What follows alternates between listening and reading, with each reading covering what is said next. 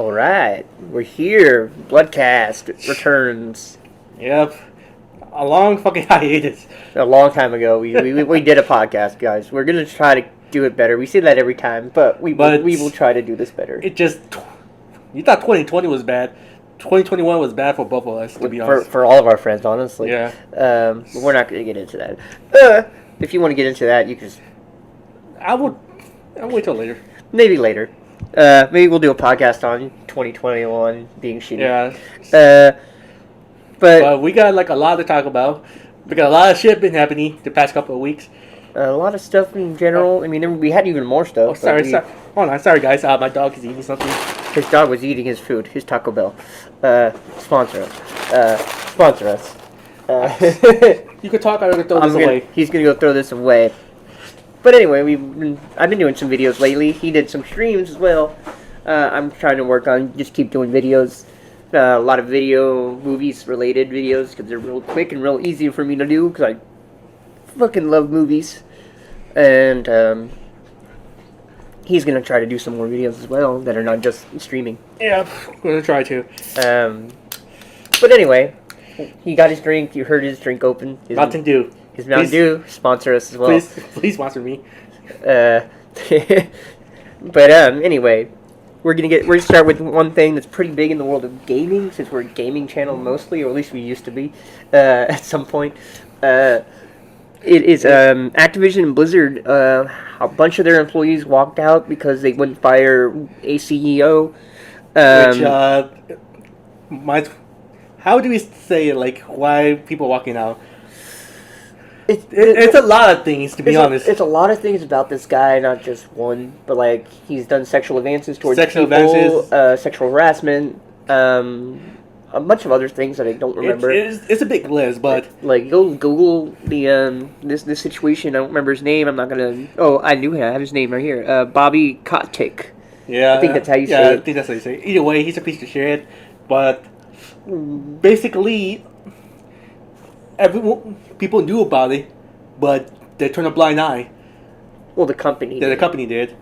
Not necessarily the people in the company, just the higher ups. They just turned a blind eye because they're making that money. So yeah, like the corporate, like the CFO, the COO, those people, the board of directors, because it's a company. When you're a traded company, if you don't know this, you probably do. They have a board that's in charge of the company. They can remove anybody they want if they really wanted to. Yep. So the people on the top level definitely turned a blind eye to it, at least as far as we know. Yeah, because basically it's money. They're making money, and they're making money. They don't care who's doing it. He's done a good job, at least business side for them, apparently. Yeah. That's not for personal wise. But there's other companies like coming out against Activision Blizzard as well. Blizzard's already been under fire for other things, for their games and their working environment already. Yeah, the working environment it's so bad. Like, personally, I haven't bought a Blizzard game ever because I'm not a fan of the stuff. Which is fine. I like some of the Blizzard games, but now they're not a good company. But now it's like, I don't want to buy any of this game ever. It's true, but there's other companies coming out against them. Sony, a few others, and recently Nintendo. Like, that's crazy. Like, where the other companies are coming out against you. Where you selling your games on their console, and they're calling you out on it. Like, you might get removed from their console, bro. Yeah.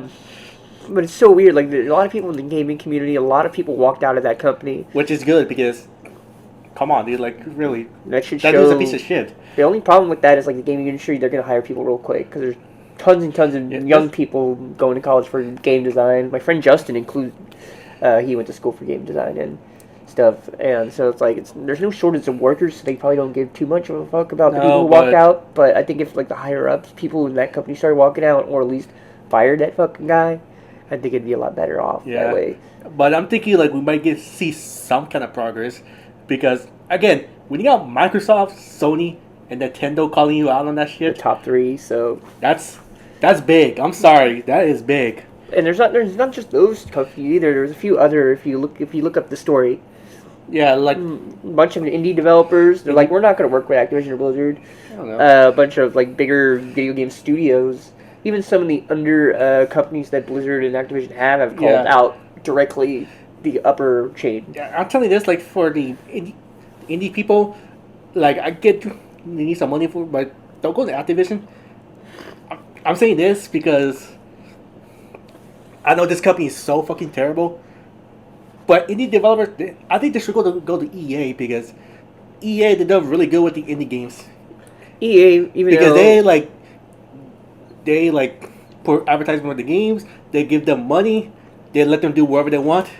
for the most part, to an extent. Yeah, EA they're good with the indie games, not so much the AAA games. We'll talk about that later. I mean, EA is an interesting company, but if EA is like a better company than you, that's pretty bad because EA has been known, being the shitty guys for a long time now.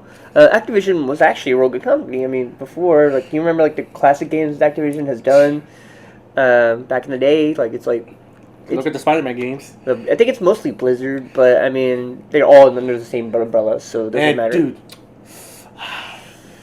recently, Activision, Crash Bandicoot, Spyro. They did a fuck ton of games. That's too. If you were to go and Google the list of games they've done, you'd be surprised at what classics they've done. It's like, I want to start supporting these guys, but as a long-time Crash and Spyro fans, it's kind of fucking hard. I mean, they did some of the Tony Hawk games. The Tony Hawk games. I fucking love the Pro Skater remaster, man. Those are really good. So, I mean, it's interesting. Even though they didn't even do the remaster, I don't think they just published it. That's basically it. So, what do you guys think about that? What do you think of this whole situation? I would love to know your opinions on it, because we don't have, like, a full, strong opinion, because the company could be doing something, we just don't know about it yet. Because legally, they probably can't. It depends on legally all that crap. But we'll see. If nothing happens, then they probably didn't do shit about it. But I just want to know what you think about, like, the Activision Blizzard problem, the CEO. Let us know in the comments. That'd be very interesting to know. But you want to go on to another topic? What's the next one on the list? Which one do you? Which one shall we do, Mark? You know what? WWE releases. Okay, well, we're going to go through, so if any of you are wrestling fans, you know that we are, if you listen to any of our other podcasts or anything. We're big wrestling fans. Doesn't matter which it is. WWE, AEW, NWA, Impact a little bit. Really, if it's wrestling, we like it. We like it. We hope all of it's good. Except for JCW. I don't like Juggle Championship with wrestling. They let Vampiro wrestle. They should not let Vampiro wrestle right now. No, they shouldn't. Back in the day, he was great, but he has Alzheimer's. He got Alzheimer's. Like, how old is that guy right now? He's not that old, I don't think. I think he's like maybe the same age as Sting, maybe a little bit younger. If it is, that's kind of terrifying too, because it's also showing like the wrestling business doesn't fuck around. Oh yeah, for sure. And people, he got a title. Like, it's crazy. It just a lot of people think like, because it's. People say it's fake. I would say it's fake. It's predetermined. It's predetermined, but you have to be athletic to do it. You have to be athletic. You have to work for it hard. And a lot of people don't know those rings. They're fucking hard as fuck. Yeah, I mean, it's padded still, but like it's underneath the pads is wood. Yeah, 2x4s. Like, granted, like, I don't know how WWE does their ring. So I actually had first experience with wrestling ring because we had to take one apart. House Rock had the place I work. We had midget wrestling. Yeah, midget and that was a real ring with real wood. They had these long, they're not 2x4s, but they're like plywood. Yeah, plywood. There's 4 of them. Either way, it's wood. That's going to fucking hurt. Underneath the plywood is metal, so it's metal, plywood, pads, and then the ring. The top ring top. And they let us get in it, which is cool. Like, yeah, like... and we all took a couple bumps, and it was like, holy fuck. Yeah, because our con, we have Realms Con. They do have some wrestling in there. Yeah. The one time you didn't go, I went to saw the wrestling. I saw the wrestling. They let me go into the ring, and I felt it, dude. That shit is fucking hard. Yeah. My friend wrestled for those guys. But I saw them wrestle at one time, and yeah, you could hear it. You could hear that shit from the other side of the fucking building. Yeah, granted, I don't know how WWE does its rings, but... Theirs is a little bit better. Obviously, like the big companies, like they've made it to where it doesn't hurt as much, but it still fucking hurts. Like, they've said, like, it rattles your bones. Like, it's... Yeah, that's why I always tell people, like, wrestling is... You don't fuck around with that shit. I agree, but that's not what we're here to talk about. But it's wrestling. So we're going to obviously go on to a tangent. But WWE's had a lot of releases in 2021 and 2020 as well. But we're going to go into the 2021 because right now it's almost over 100, right? Pretty close, or maybe even over. It's a lot. But I don't know. We haven't counted. But I have a website open with a bunch of different releases. I don't think it's in any order, and I think it's from current down to the beginning of the year. So it's like the newest ones are first. So in the November 19th or 18th. It was recently. 19th. November 19th or 18th, they released Ashante Adonis, Top Dollar, Drake Maverick, again John Morrison, Tegan Fox, Jackson Riker, Isaiah Swerve Scott, and Shane Thorne. Now, John Morrison is a big name out of this one. John Morrison, Tegan Knox, Drake Maverick. Those are three on that list, and even the I forgot that they released the whole tag team, which I think someone from Top Dollar, they have like a TV show with WWE. Yeah. So they just released them. It's like, is the show canceled or what? Yeah, they haven't given us an answer on that because one of them hosts that show. I think it's like they find like those wrestling treasures. I think that's what it is. Yeah. He might. I don't know if he still might hosts get that show. replaced. But they were being pushed a little bit here and there. Yeah. But like Tegan Knox, she was in a tag team with, was it Shotzi? I think she was in a tag team with Shotzi Blackheart. Yeah, before she went to SmackDown, I think. Yeah, and then obviously John Morrison being one of the best wrestlers in the company. I'm going to say this right now. That was his worst run ever.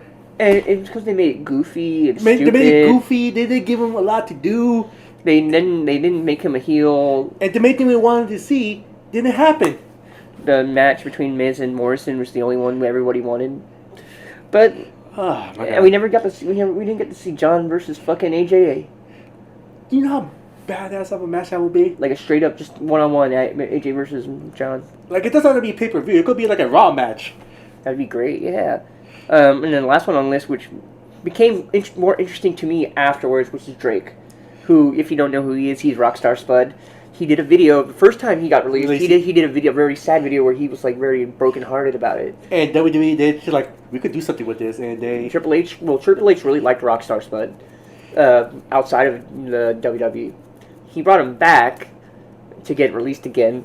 He's only been there like a couple months back.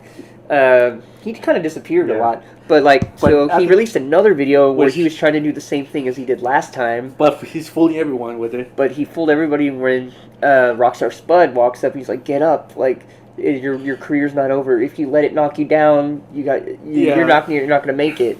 And it also makes me real excited because that means we're getting Rockstar back. We're getting the true wrestler. And the thing is, like, he's under NXT. Those contract is 30 days. Yeah, like he's almost done. Yeah, not compared to WWE, which is 90 days. Like that's gonna be fucking cool to see Rockstar. I think he might go back to Impact, but that video made me really excited because if you don't know who Rockstar, look at some of the Rockstar Spud matches, not the Drake Maverick matches. Rockstar. He did kind of good, but it's nothing compared to that. Nothing compared to his Impact or his other company runs.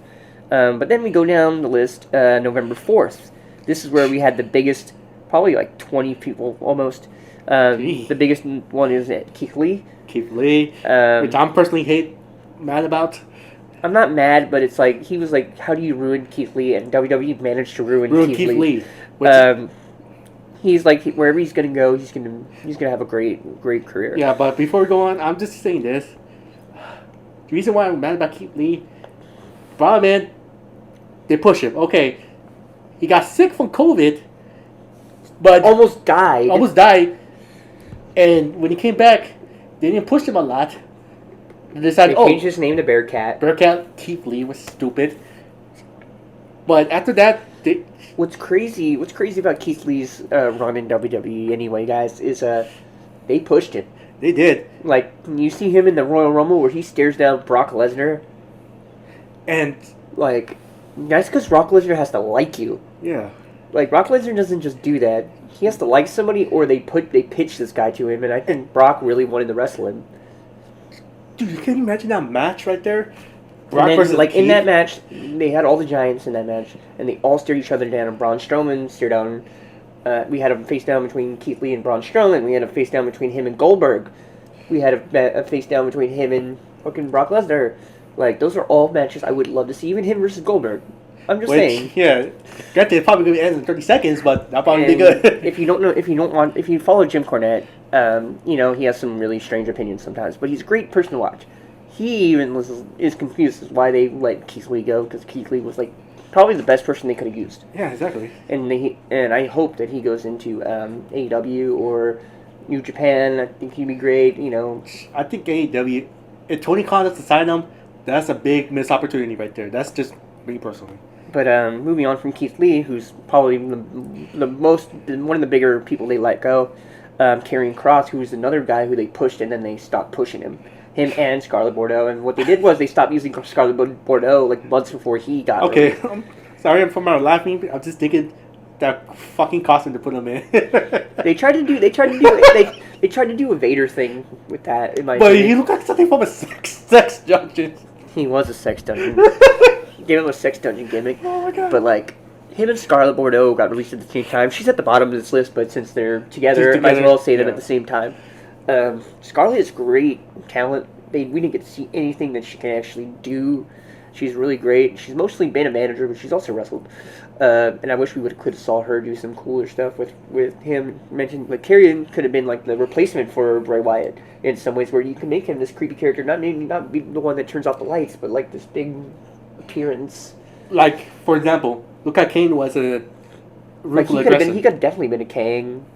I could definitely see him as that, but it looked like Vince or people in the back, they don't know what to do with him. And it's crazy because like that dude is so talented, and he had some before he went to WWE. He did have a lot of drama happen in Impact Wrestling, and it seems like that's behind him now. But like he's a great talent, and they ruined him. He should have been pushed. They should have kept him in NXT a little longer, I think. Yeah, like they pushed him up to the main roster too soon. But Karrion, one of my favorite releases, Nia Jax. Thank God. Yeah, people don't know why we're excited about that one. How many people has he injured? A lot. Like there's a list. There's literally a list online of like how many people she's injured. R-Truth. Finn Balor at one point. Who else did she? She injured a lot of people. A lot of women. The main one was Kairi Sane. Which got her to like retire. Pretty much retire. She's wrestling here and there. She's been trying to wrestle like outside of WWE, but because she still works for them in the Japan fucking division, so she can't. They won't let her wrestle, at least as far as I know. But she's trying. She's in good shape now, so we might see Kairi Sane wrestle someday. Nia, oh my god. Nia's injured way more. Ember Moon, she injured Ember Moon, who's next on the list as well. Speaking of that, the match he had with Charlotte. Oh my god. Yeah, Nia versus Charlotte, where that was so bad. It was so bad, but they also were shooting on each other in that match. So not even good shooting either. Like you can do a good shoot match. That was not good shooting. It felt awkward to watch. That's basically it. On the topic of Charlotte in this segment with her and Nia Jax, but it's also Charlotte's been shooting on people. Oh yeah, like recently with Becky. Becky, she did it with someone else recently. I think it was Shotzi or somebody, where she like. I think she did it a couple. She did it like a few times after Nia. I think Sasha was another one. Yeah, it might have been Shotzi. But like, that is just something I want to bring up. Like Charlotte's shooting on people. It might have not been Nia's fault. Although Nia is a bad wrestler, so it could have been Nia's fault. It could be both faults. But anyway. But like Nia, you should know why we're happy that she's been released, because she's a terrible wrestler. They've sent her back to the training facility twice or 3 times, something like that, and she still hasn't gotten better. She's injured people. You could tell she doesn't care about wrestling. She's also a bitch on Twitter. Yeah. There's a difference between doing your character and being a bitch on Twitter. I think if she wanted to be really cool, she can just not even, like, when people call her out, she should have not said a damn thing and just wrestled. That would have made her character a lot cooler. But my whole thing fucking ruined her, and she never recovered from saying my whole and injuring a bunch of people. Oh my god. My whole. But watch that clip on YouTube. It's amazing. Yeah, just type in Nia, my whole. But jumping from Nia, a wrestler we just mentioned that got injured by Nia before, at least once, is Ember Moon, who also got released, who, the same thing with Karrion, they ruined her character. So went back to NXT, They mushed her in NXT, made her a road warrior or something from like Mad Max, kind of. which I'll probably like. You know what? Maybe that might work out for her. It didn't. I knew it wasn't like that was a terrible gimmick. I think they should have kept her the vampire Ember Moon, or just not even made her a vampire. Like just be like she's not a vampire anymore or whatever the fuck. I forgot what they did. They did some weird shit with Ember. But basically, Ember is like she's pretty happy she got released. She's happy she got released.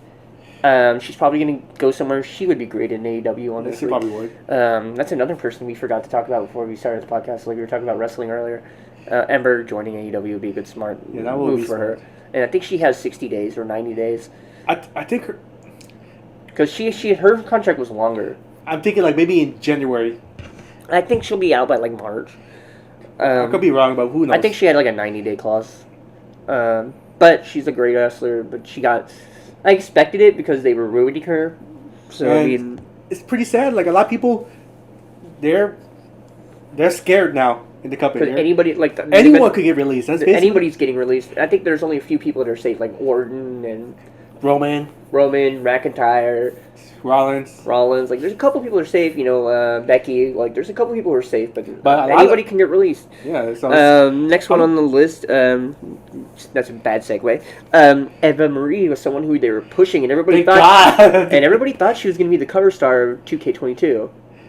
But thank God. But thank God she's not great. I think like this run of hers is her better run because she was playing a bitch. Like she played into her being like not like Dewdrop, however, fucking terrible. I hate that name so much. Wrestler is good. Watch. She's alright. NXT UK. Yeah, but once she came over to the main roster, I think once she got that name, it just went downhill. Dewdrop and it made it bad, and her matches haven't been good either.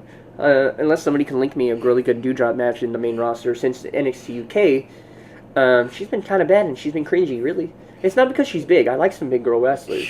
Yeah, Awesome Kong. You know, Awesome Kong is probably one of my favorites. One of my favorites. There's a few others, but I don't want to have to go into that and try to remember. It just like right now she's man. It's not because she's a big girl. It's just because they made me not care about her at all. She's kind of shit on the main roster, and putting her with Eva Marie wasn't a smart idea. No, it wasn't. They should have made her like this. Who's this fucking powerhouse woman? Like put her like in the way I would have done her in the main roster. I know this is a segue. Sorry guys. Debut her in the Women's Royal Rumble and have her just fucking knock everybody down, throw like two girls or like two minor card women over the ropes like at the same time, like have her pick them both up and throw them over. And then have her eliminate Nia. Yep. Like have her steer down with Nia. Like this would be like the last match Nia would have, right? And she eliminates Nia Jax. That's the way I would do it. But Eva Marie's gone. I think this is her better run in WWE, even though it wasn't long anyway. It wasn't long, and I think she did good with what they gave her. Like she's look at her on Twitter or on her Instagram. She's a smart motherfucker. Like she's done like modeling, she's done writing, she's done all these stuff outside of WWE. She's been really great outside of the company. So she didn't need WWE at all. Pretty much. I don't think wrestling is her thing. Nah. Moving on, we have Mia Yim, the girlfriend of Keith Lee. Which I would say they ruined her so bad. They ruined her with Retribution. They ruined her after Retribution. We haven't seen her. Like she's a great talent, and she's really good. I think if one of them two are gonna go, they're both gonna go. Keith Lee and Mia. I'm pretty sure too. Yeah, because they're gonna get married and whatever. Fuck, if they are married, I don't know.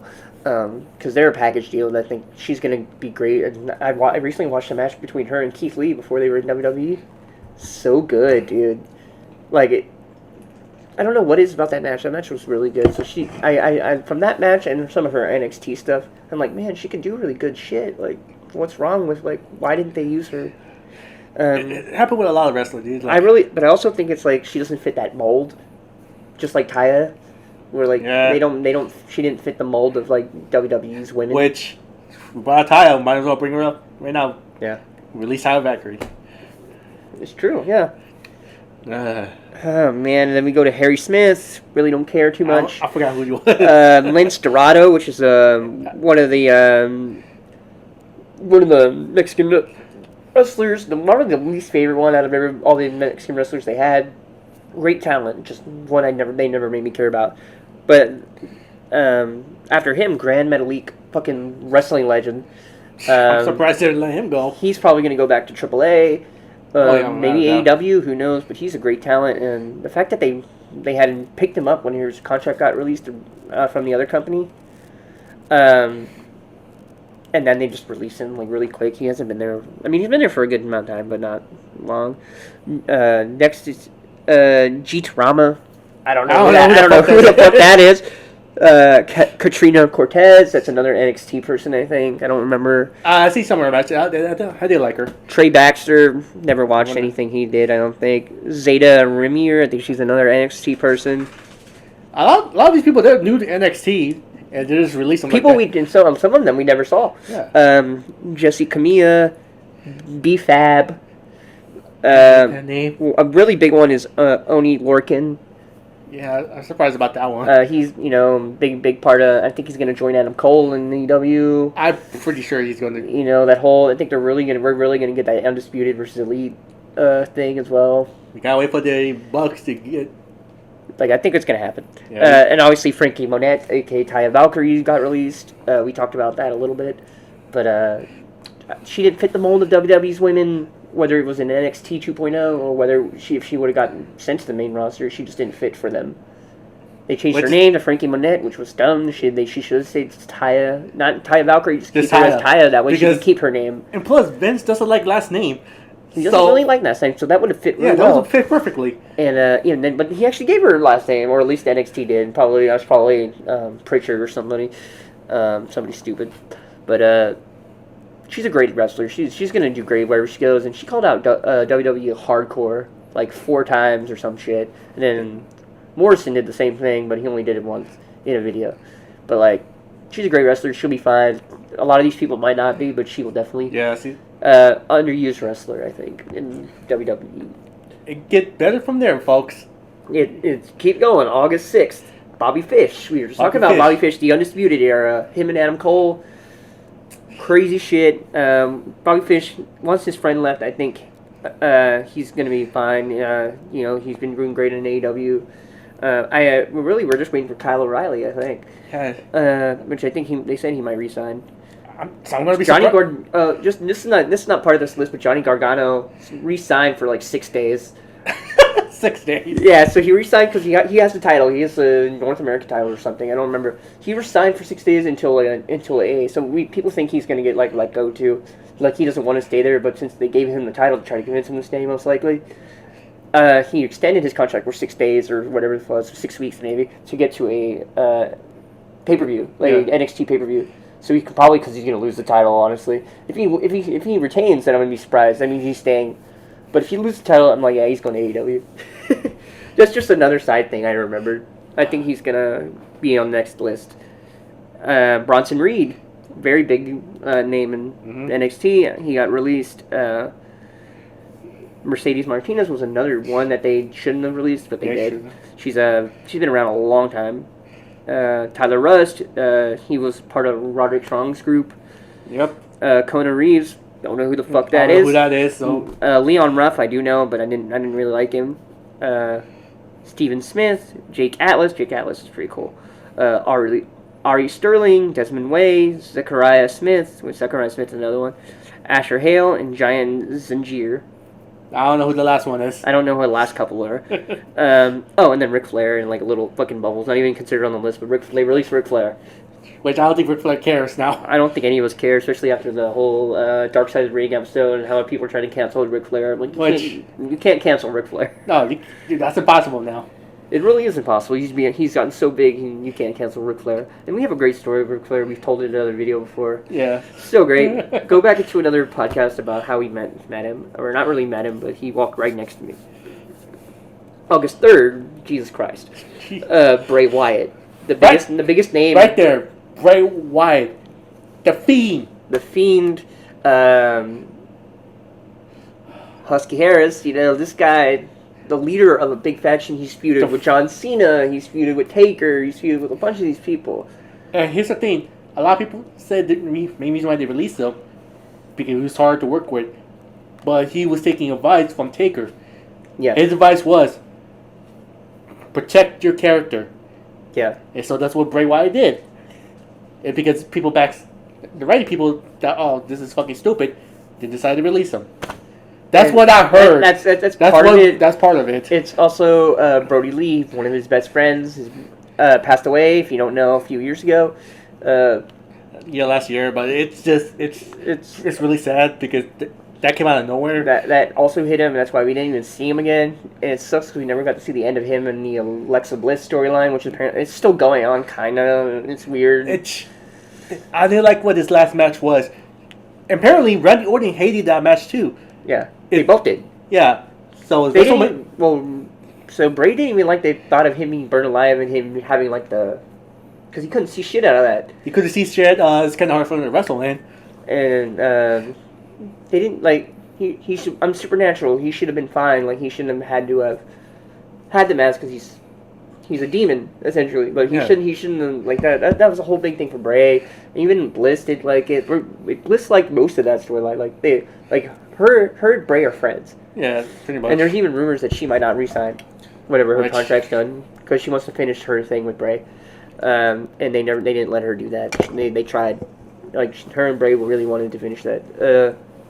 And it was brilliant. And I thought that was a cool idea, having like making Bliss like this character that. And the way they set it up was really good. Really good. That's the best thing WWE did in a long time. And I think it helped Bliss a lot, really, because you could see how good she is at making a character. She's really good at it. Yeah. And it just sucks that Bray had to leave, but we know that his contract is completely up. Like he has no clause anymore. Apparently he wanted to make a movie. That's what I heard. He's gonna be in a movie, and we're probably gonna see him in AEW because that's what Matt Hardy's been teasing. He's like, dude, your contract's up. Like he posted that on Twitter or Instagram, whatever the two. I'm like, yeah, we're probably gonna see him in AEW at some point. Probably like next year or something like that. That's what I'm calling. I think he's gonna protect his character next place he goes. Which, understandable, man. Understandable. Love Bray. Can't wait to see what he does next. But that's a big one. That's a huge one. Killian Dane. That was another one. June 25th. Don't really care too much. He was part of Sanity. I forgot Sanity was his WWE. Then we have Kurt Stallion. He was a cruiserweight. Don't care too much. August Gray. That was on June 25th, the day before my birthday. Marina Shafir. That was also June 25th. The Bollywood Boys was June 25th. So much. A big one, Tyler Breeze. June 25th. And Fandango on the same day. So Breezango was released on the same day together. Those are big guys. They've been around a long time. Chris Jericho wrestled Breeze. WrestleMania, if I remember correctly. Curtis Axel. Arturo Ruiz, don't know who that is. Tony Nese was another pretty big cruiserweight that is friends with King of the Cruiserweights, Pac. Arya Davari, she's part of that big Davari family. I remember her now. Didn't see much of her. I didn't watch much of her anyway.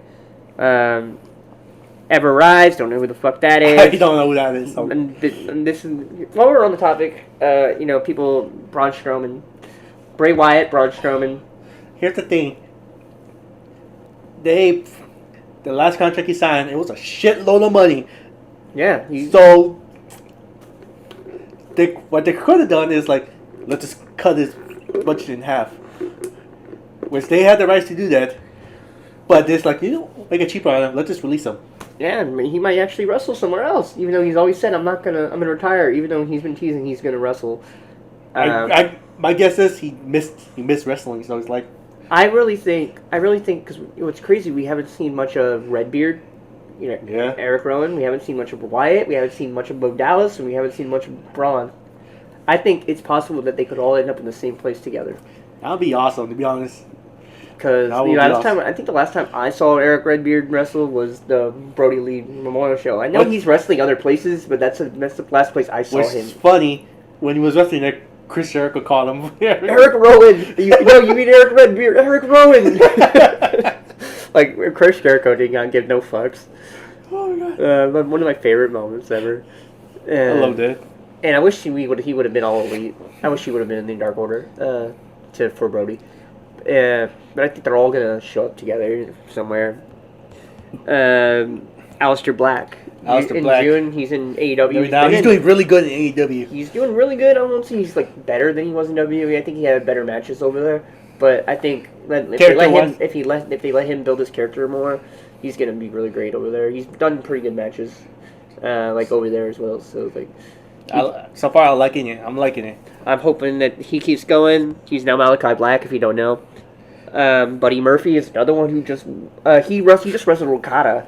Which saw the match, amazing. Like Buddy Murphy, there was an interview with Buddy Murphy when he was talking about his release with somebody. I forgot who it was. He was talking about how me and Aleister Black were always going to be tied together because we had great matches in WWE. Like they had a trilogy of matches in WWE, which were really good. Even Vince loved them. And they got released at the same time, pretty much the same time. Yeah, and we said we're always gonna, we're all like, even they're teasing. You know how like Moxley did a video, Alistair did a video, and Buddy did a video, and they're both in the same facility. And he even talked about a demon referencing the Fiend in that video, and stuff. And he was like, yeah. So we know that Buddy's gonna be big and out there, and he's been doing some good things with Okada. Like, my God, the fact that I was never gonna expect that Buddy. I didn't like Buddy Murphy a long time ago when he was in the tag team. No, but like, I think once he teamed up with Rollins, you saw like what you could do. When he changed his physique, like he got bigger, and he tagged with Rollins, and he had those matches against Black, Alistair. I saw what he could do. I was like, oh, this guy's actually really good. And then apparently other people saw it because he fucking wrestled one of the biggest stars of all time, Okada, from Japan. Like, so I mean, Buddy's great, and I wasn't expecting him to get, because he was just in a big storyline with Rollins when he got released. Lana, Miro, when Miro got released like a year before she did. I was kind of expecting Lana to get released. I'm not gonna lie. And she didn't, and she still hasn't debuted anywhere. She's been teasing she might wrestle. I mean, she should just join Miro. Yes, just do that, man. Because granted, I love what the AEW doing with Miro. When he came out first, no, it was cringy. But what he's doing now, it's good. He's doing good. He's like, I'm God's favorite champion, and it's got to the point that Jim Cornette is loving it, and he hated Miro. He actually hated Rusev a little bit too. Yeah. Another big one that debuted not on the same night as Punk and Brian Ruby. Ruby Riott or Ruby Soho. Great wrestler. She's a big part of AEW now, and I think WWE's now like, oh, god damn it. Like they at that moment they realized they fucked up. I think so, because they gave them a women, which they didn't have a good women's roster. WWE at least has a good women's roster. Satana Garrett. Cool. Satana Garrett. He was a long-time indie wrestler and ended up making appearances for WWE as an enhancement talent. So he was a jobber. Okay. Don't know who he is though. Jessamine Duke. I think she was on. I don't know that name. She was in Raw Underground. Oh, you have to bring that up. Yeah, that was Shane's idea because Shane wanted to do a UFC show. And look how well that turned out. I know. Next one, Andrade. One of the biggest names, I think. Which he did ask for his release, and WWE is like... They gave it to him because he's with the woman on the top. You know, he's with Charlotte Flair, and he's going to be the son-in-law of Ric Flair, and they're like, yeah, you can leave. You're good. And then he's like... And then he shows up, and he goes and debuts with Ric Flair in AAA. At one point, he goes to AEW and feuds with Cody, which is not a good feud. Now he's feuding with Black, which is not much better. Speaking of that, I want to tell him what just happened tonight between these two. Yeah, he's still wrestling Cody, and Cody puts him through a table, but Cody puts himself through a flaming table. Yeah, Andrade missed. Like he threw Andrade over the table, and Cody put himself through the table. I don't know what the point of that, but it's just... I can't wait to see what Jim says. Another big one, not because I like him, but because apparently Vince loved the shit out of him, is Lars Sullivan, a guy who's been like back and forth in wrestling. Which I do understand why they kind of released him, because they were pushing him, but he keep like dodging it. He keeps dodging it. He's saying I have anxiety, whatever. Which, don't be a wrestler. Yeah, like that one I do understand why they released him, because he's good, but it's just like They if you wanted keep to doing make him Brock Lesnar. Yeah, it's like, if you keep doing that, dude, like, what's the point of us using They you? kept trying. They kept trying. Like, that's fucking crazy. They kept trying to make him work. So that one I do understand. Like, yeah, go. And then Steve Cutler. Steve Cutler. I forgot about him. He got fired because of his Trump tweets and the Black Lives Matter. Yeah, I kind of remember that one. Steve Macklin is his real name. Big one, Samoa Joe, but he got re-signed. He got re-signed. He got injured. He's currently injured again, I think. You know, I say that, thank God he went back to NXT. Yeah, and he's gonna have a good career because he's like Taz. Yeah. He's literally just Taz. Which, granted, like, I did love him on commentary. He was really good at commentary. That's what I'm saying. He's like Taz, where he's a wrestler that can do commentary. But I hope that he's fine and he can still wrestle because he keeps getting injured now. But which, if he's been around a long time. People don't realize he's an old wrestler. Dude, look at his match with Kurt Angle in TNA. That was amazing. Like I hope he's better and he can wrestle more. I hope he actually gets released from WWE again, just so we can see him have some other matches other places. But you know what? I want. Imagine this: he goes to AEW, Punk versus Samoa Joe, the rematch. That'd be cool. That would be awesome. Like they say it, they call it the rematch. Yes. Imagine that's like. If people don't know. Imagine. So I'll let you finish. Sorry. Awesome. Imagine if Punk wins the title, whatever. Like it's last year, the company, whatever the fuck. Like they build it up for a long time that he's champion. He beats a bunch of people, but at the end of his run, whether it's like a year and a half, 2 year long run, whatever the fuck, however long they want to make him champion, which AEW likes to make really long champions. Yeah. And granted, they did it with. He did in WWE too. He held that champion for a long time. Yeah, but like imagine Punk, he goes, "Hey, like open challenge on the pay-per-view. Like on the pay-per-view, like, I don't have a match tonight. Open challenge. Anybody in the back could come out." Samoa Joe's music hits, like his Impact music, because they can't. I know they're not going to get. I mean, Tony Khan could probably get his WWE because music. look at Chrissy Cage. They use his Impact song. So like that hits. Everyone knows. I think people know Samoa's Impact music even more. And the big words across like the thing is Samoa Joe. And Punk's like, and then Joe beats him. Yeah, reason why we're excited about that, him and Punk have a really good series of matches in Ring of Honor. Like just calling it the rematch.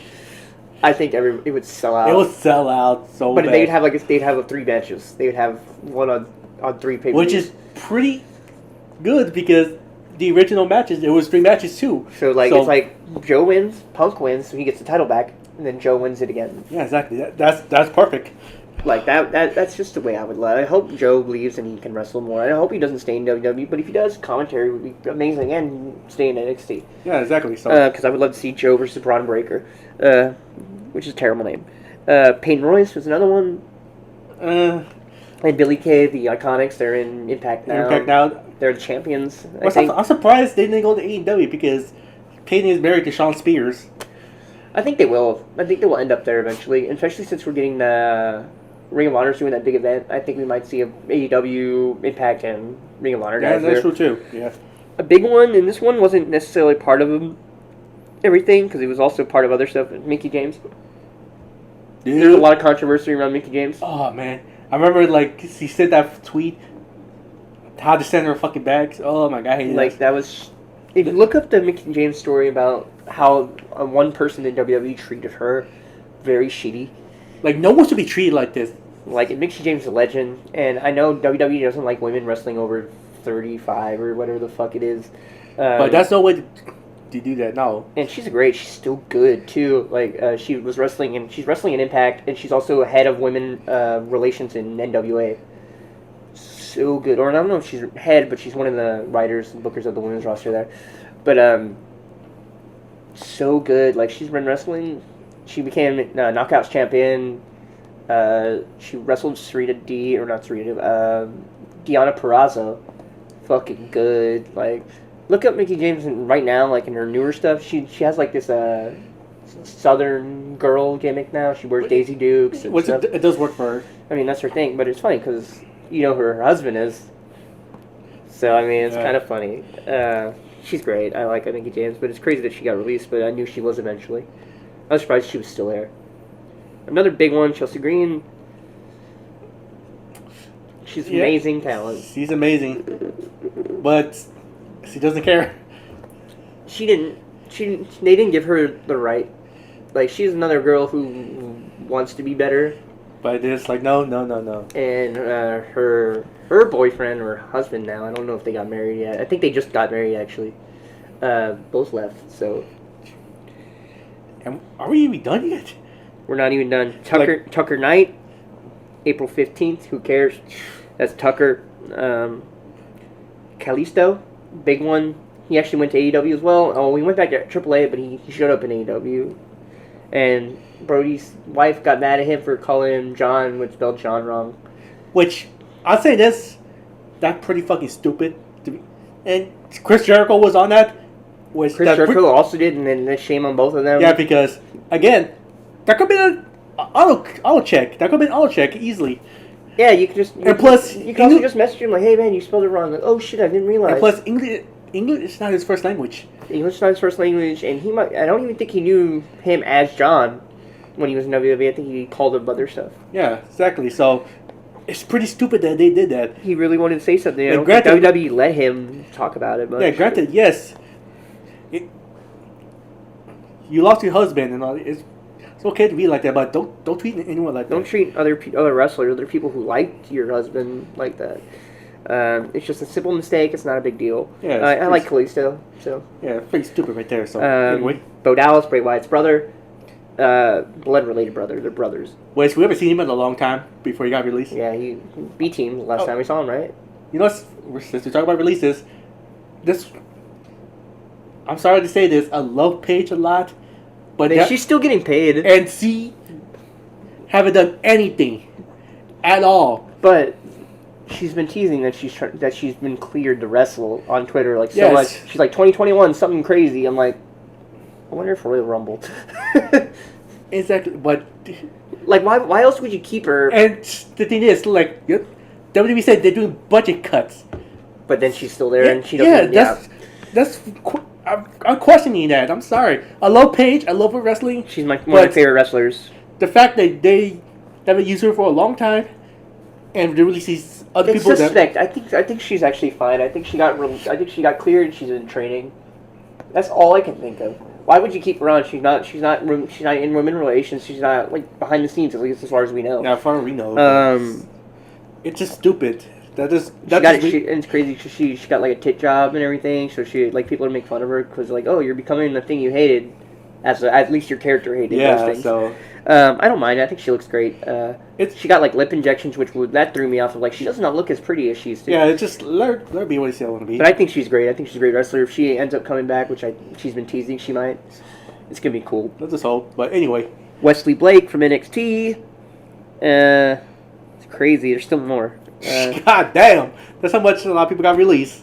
Okay, that's the end of this list, but there's a couple other ones that I know they got released. Yes, let's just stop it here because it went kind of too long. But those were like the main. That was like the main list. And the main list. Next page. But those are the big main guys. What do you think of all the releases? It's almost over 100. I think it's like 80 something, maybe 90. The year's not over yet. Who knows? Maybe tomorrow they might release more people. And in that list, they didn't count for the fucking referees. The referees, people backstage, like the really big. Like there's been some really famous referees that end up get picked up by AEW after they got released. Which good on them, man. But anyway, year's not over. It's stupid because budget cuts, which I know that's kind of bullshit. I agree because it's not because they've had record highs of how much they say they got record highs. And I know Eric Bischoff says like, oh, they gotta do the stock or all that crap, whatever.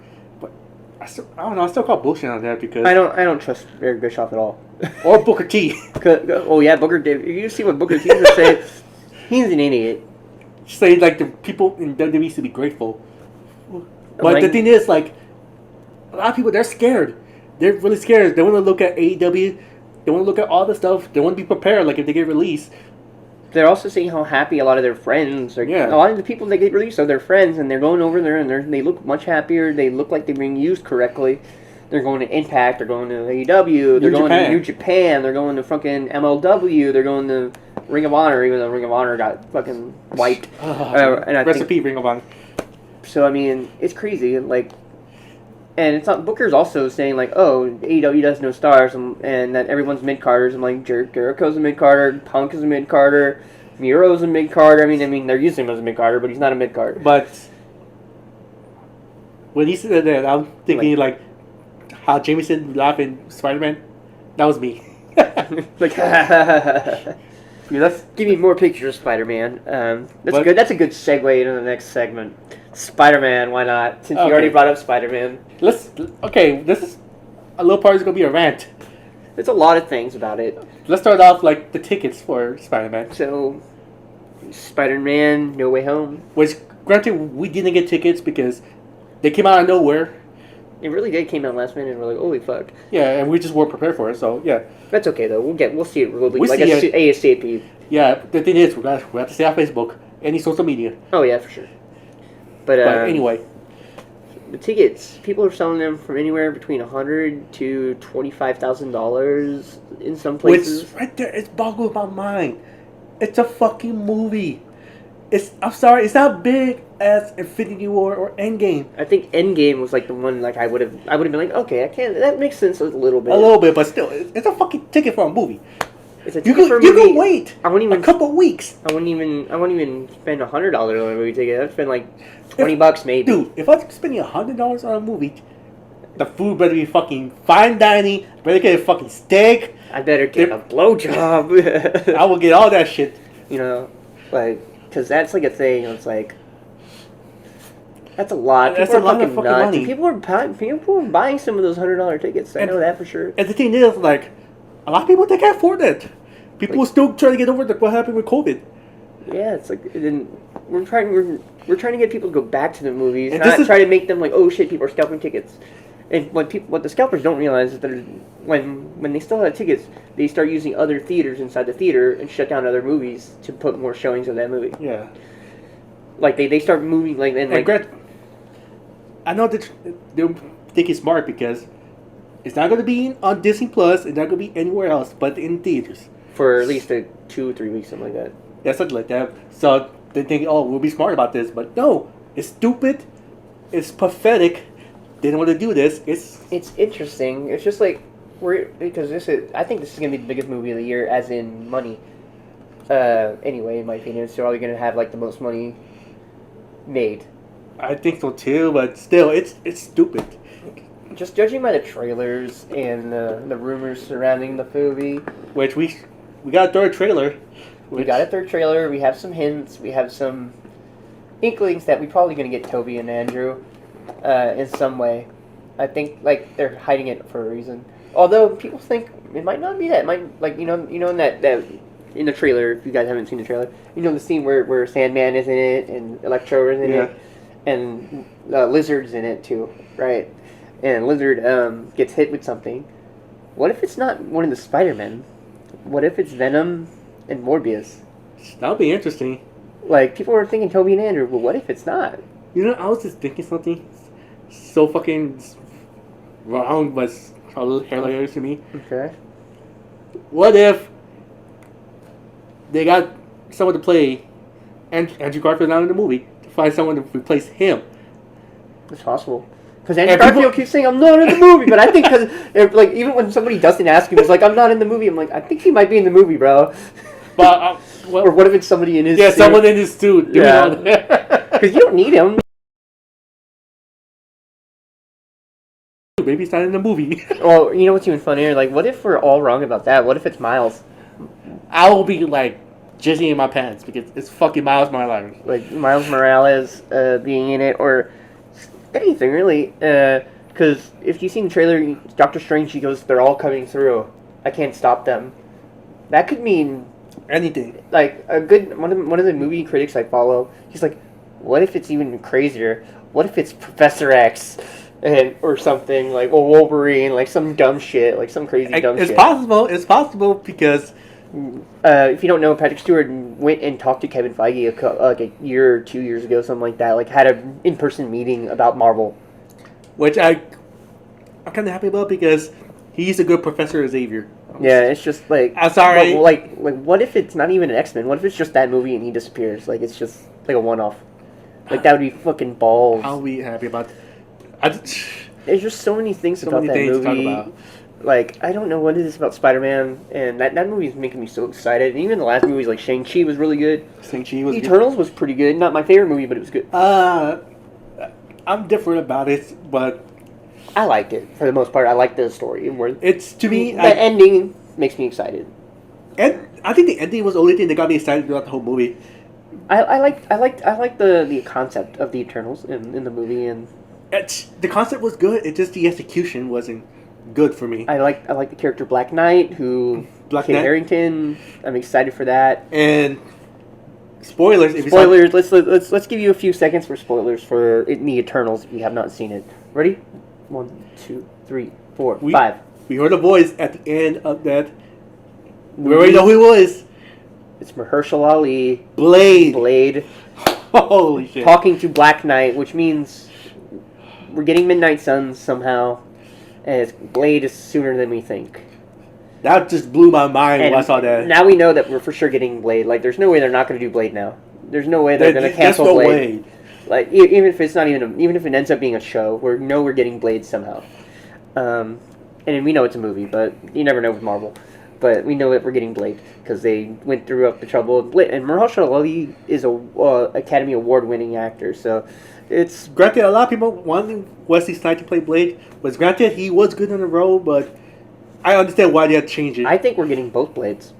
I think because Multiverse of Madness, we might get Wesley Snipes Blade, and because Blade, because they did say that he has some role in the movie. I don't know what, but that'd be kind of cool. Or if he plays like a mentor or something. I think a mentor is going to be probably good for Wesley. But it'd be kind of funny if it's like multiple Blades. Because we're in the Multiverse of Madness. I don't know. That'd be kind of funny.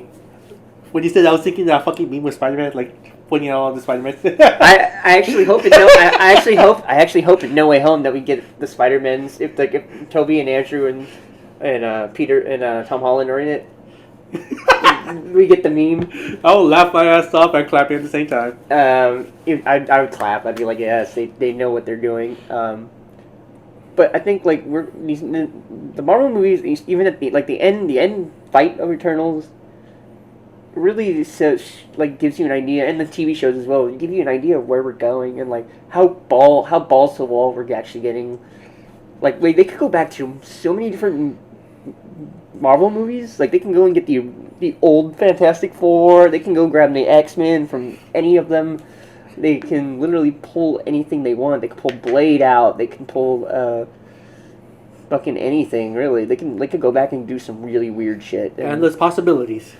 And that's what makes me real excited for Doctor Strange and what Scarlet Witch is doing and Loki. Those shows, because those really tease like, are we going to get Kang the Conqueror? Are we getting fucking looks like the Eternals, the Celestials are being villains as well. Like, what the fuck is going to happen? Are we getting fucking Galactus? I think we're not getting Galactus until way later. I'm thinking like they're going to do Kang first, then Galactus. Maybe. We'll see. That's just my theory. Or we might be fighting the Celestials, because that's what it looks like we might be doing. But who knows? Who knows? But who knows? They could surprise us and they could be like, oh, it's fucking Mobius or something. Yeah, all I know is like they need to have a big villain, because we done Thanos already. That was built up great. We need something like that now. Yeah, we have Thanos. We have something next, and there's a lot of villains that the Fantastic Four have that could be the big cosmic villains for the franchise. So I think I think it's gonna get even bigger. The stakes are gonna be even crazier. Oh yeah, for sure. Because the Eternals, the power level of those characters is setting up just like, wow, something, because Captain Marvel already set the stakes of how powerful she is. Thor's going to get more powerful. We're going to have 2 Thors, unless Hemsworth dies. Then we have, like, Guardians, and, like, so much. they're introducing these more powerful characters, like, even, like, more powerful than everybody else. Happy? Adam Warlock. We're going to get that. Warlock, and then, spoiler for Eternals again, 1, 2, 3, 4, 5. Pause the video if you don't want to hear this, or mute it. Star Fox, the brother of Thanos. To be honest, I wasn't expecting that one. I was not either, because I thought, I thought he would be introduced with Thanos if they did do Star Fox. I was thinking like maybe Guardians 3. Maybe, but I think they would have introduced him like with Thanos at some point. Like he could have been like a guy that fights Thanos, but Adam Warlock is another one. Like we're getting into a strange point of where like where are all these powerful people are coming out of everywhere. And it's like, Even, where were you when we need you? Even the Ten Rings, you know, which at least that movie makes more sense of why he wasn't there. Yeah, it makes sense. At least they explain it. But like, Shang-Chi is super powerful. Like we're getting all these super fucking powerful people. Oh, sorry. And then we're also getting like, you know, then we have a new Captain America. You know, Falcon is now Captain America. We have Winter Soldier still alive. We're getting a new Hawkeye. If you haven't seen a Hawkeye show, we're definitely getting a new Hawkeye. Which is not a spoiler or anything. That's how they pitched the show. Kate Bishop and Echo are in the show, so we might be getting Kingpin. They've been teasing something. I don't know if it's going to be Kingpin or not. I'll be sick of his Kingpin. 3 episodes are out. Watch it. It's good. But like just the cosmic Spider-Man, we're going to see it in theaters. We have to. Not gonna be anytime soon, sadly. Maybe 2 weeks after. A week, 2 weeks after. Who knows? We'll see. Well, we're going to see it for sure. We're going to see it because that's going to be one to talk about, honestly. But Spider-Man, the tickets. What do you think about that?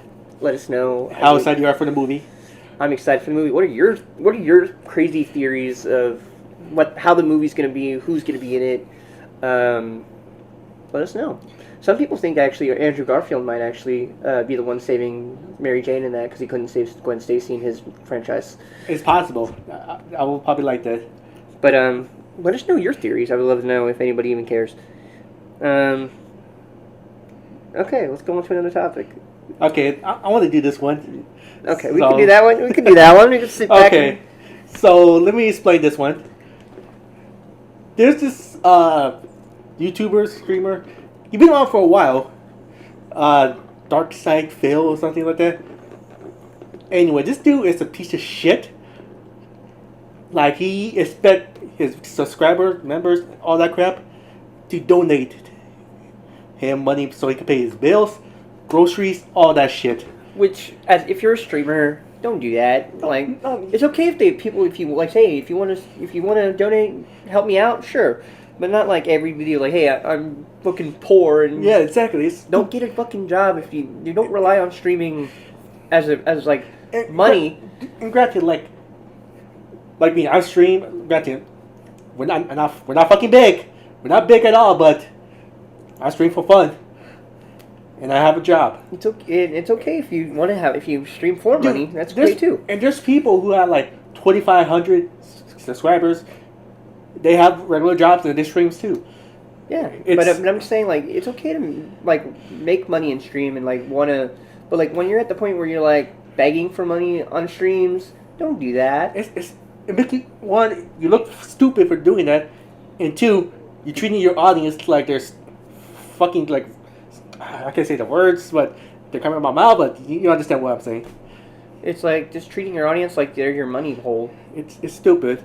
Like, but you don't care about them at all, really, at all.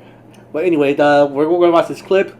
Basically, a guy donated $150 to Super Chat, which if you don't know what Super Chat is, it's a YouTube. It's a YouTube thing, but you don't get the money right away. You get it like a month, like a monthly check.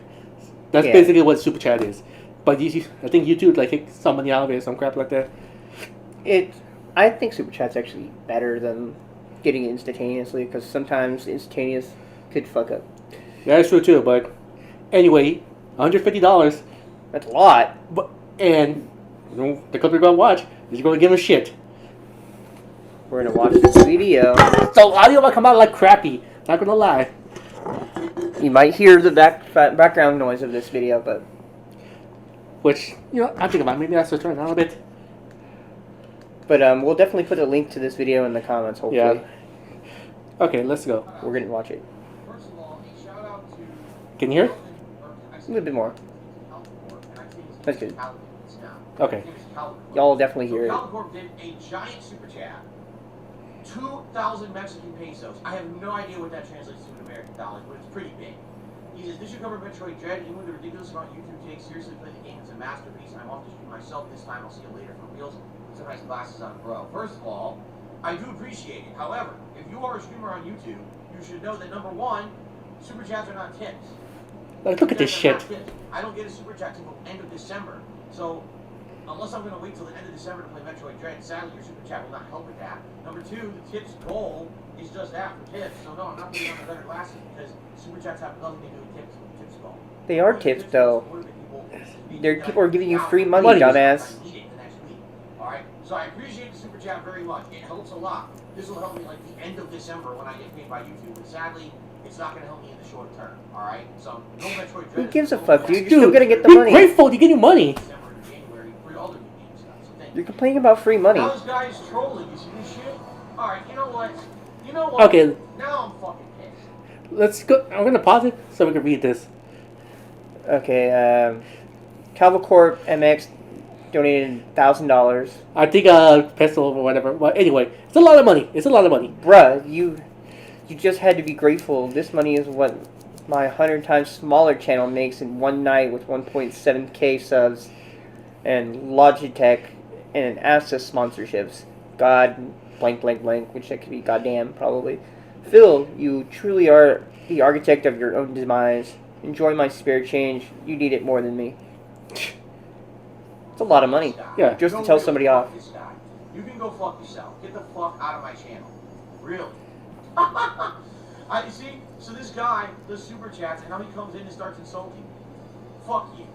He pays you money to insult you. Yeah. Come back, ever. You're a fucking idiot. Likely this is some guy, he's full of shit. What he's saying. Dude, you're still getting $1,000, dude. Like, I'm tired of the derailing. if I get that kind of money, In fact, you know what? so be all. As long as you. I would laugh and be like, that's fucking cool. Yeah. But I should probably humble myself if somebody's telling me that shit. And pay me. Like, Be grateful, you motherfucker. Who wants to fucking do something? Who's Kevin? The guy's trying to tell you that you're being a dick. So let's get Kevin up there on that. Someone who actually deserves it instead of coming in here and trying to. God damn, dude, you're fucking dumb. So fuck you. And yeah, he does ban this guy. I wouldn't. I'd be like, $1,000, I'll let him do it again. Yeah, granted, he did ban him, but since he donated to Super Chat, he still get that money. Alright. You're still gonna get the money. Yeah. Doesn't matter. That's that. Now, guys, if you want to help tonight, please do. Please support this unit if you can. In particular, please tip me. Or, again, if you're interested in helping me with the cost of games, please consider donating some credits, whether it be PlayStation Network, Xbox Live, or Nintendo. At this point, I really prefer Xbox Live or Nintendo. Reason being, Stop begging. there's 2 games on Nintendo Switch that people want to see me play: Metroid Dread and Pokemon. I don't have any credits over there. Or you can buy it. People are donating money to you, For Xbox idiot. Live, I would actually really like to play the GTA trilogy and Battlefield on Xbox Live, and I don't have credits for there, so those would be the ones. Who cares? Stop whining about credits. If you're interested, you can email that to me at darksidefil@hotmail.com. But tonight, if you want to help out Okay, with who the fuck uses Hotmail these days? Now listen. Well, that too, but also, people watch you already, so obviously you have money to get games. And then people have been donating to you. You hear that? Yeah. Make money to pay bills. If you can. I'm not asking you to do anything you can't do or outside of your own means, but if you support the streams, please do. If you rely on streaming to pay your bills and you're not, Get a fucking job. get a job, don't. Unless you're like a big YouTuber and that makes sense, or a big streamer, it makes sense you're gonna use that as your job. But like when you don't, you usually get to a certain point and you know you're making enough money. Look at you that. don't Someone have just to took worry up about it. $5. There we go. That's it. Like you know you're making enough money as a big streamer where like you don't have to worry about like you know you're gonna have money for your bills, and if you don't, then that's when you know like oh shit I need to promote something somewhere. But not like where like throughout the whole fucking stream you're just like, hey, I need money. Hey, I need money. Hey, if you want to see me play games, donate credits to me on every single fucking platform ever. Like that's literally he listed every single platform that he wants money and credits for or money. And the thing is, the console he's using right now for this is an Xbox Series X. Yeah. That shit is fucking hard to find. And the fact that like he's begging people to get the money for it and somehow he bought that console. That's what I'm saying. It's my god. He knows he has way more than enough money saved. I guarantee you, or you wouldn't be streaming. My question is he fucking married? Does he have a Does girlfriend to help Does he him? have kids? Like that's a good question, but it's also like you don't need to be acting like the way he's been acting. Yeah, I'm not just trying to be mean. I'm sorry, he looked like Dante for Clerks. Like, I would never get mad about somebody accidentally doing the wrong thing, like trying to donate money. Like, someone attempting to donate money, you might not get it for a month.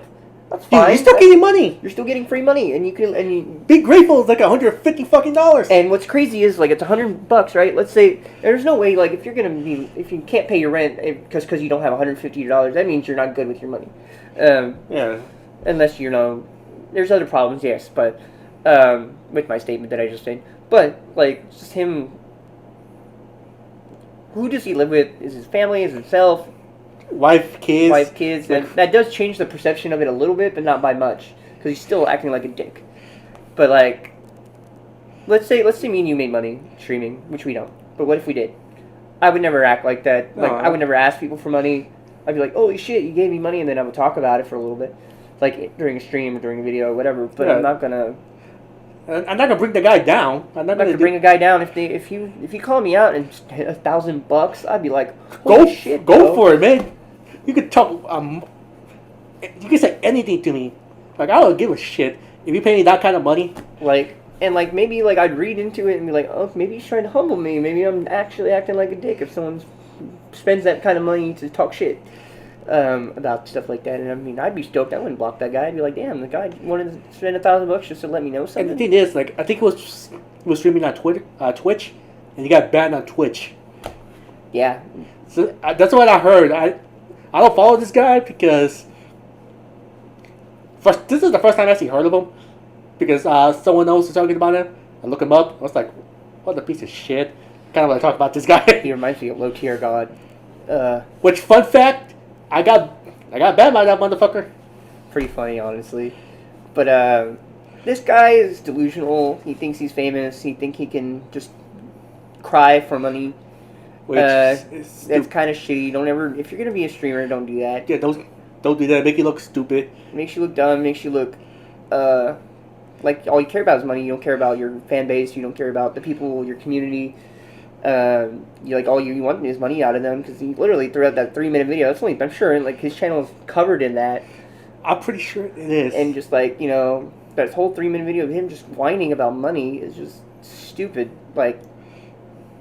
He obviously has enough money for internet, lights, cable, rent, Xbox Series X, video games, because you obviously saw some few ones, some of them like condemned, and on a Series X, that means you get to buy that brand new on the store. And the game he's playing right now the game came out like a couple of weeks ago.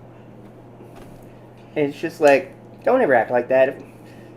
Be grateful for people who are wanting to watch your channel at all. It's and let alone people wanting to give you money like for free just for streaming. Like, if people like, I don't, how can I be a good Twitch streamer? Send them this video. This is the perfect example of how not to act like. And it's okay to get upset like with yourself and like someone donated in the platform that you don't like, but you can just tell them, hey, I'm sorry. Thank you for donating, but I would, if you want me to get the max amount of money out of what you sent me, try this one instead next time. Or here's the thing, you could turn this off. You can turn off super chats. Yeah, how can you turn that shit off? Well, he didn't turn it off. So there's like nicer ways for him to go about telling people, hey, don't donate through super chat. I appreciate it, but please don't.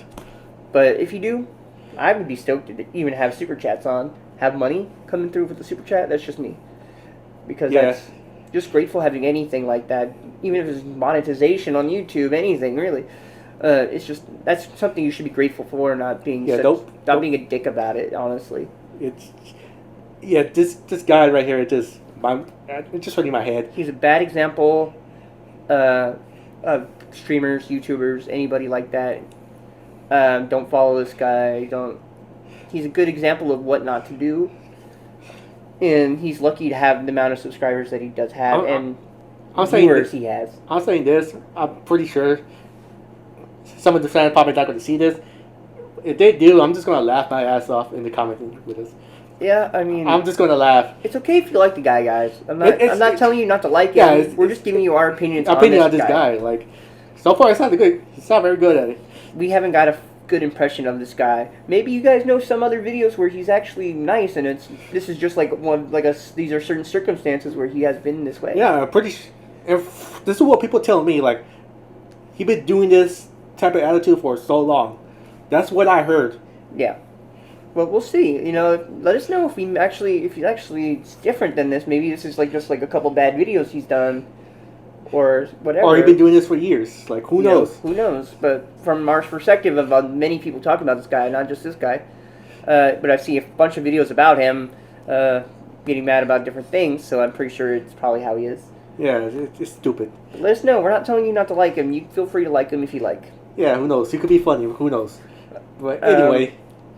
While we're on the topic of YouTube, why not? The YouTube dislike button. Okay, this right here.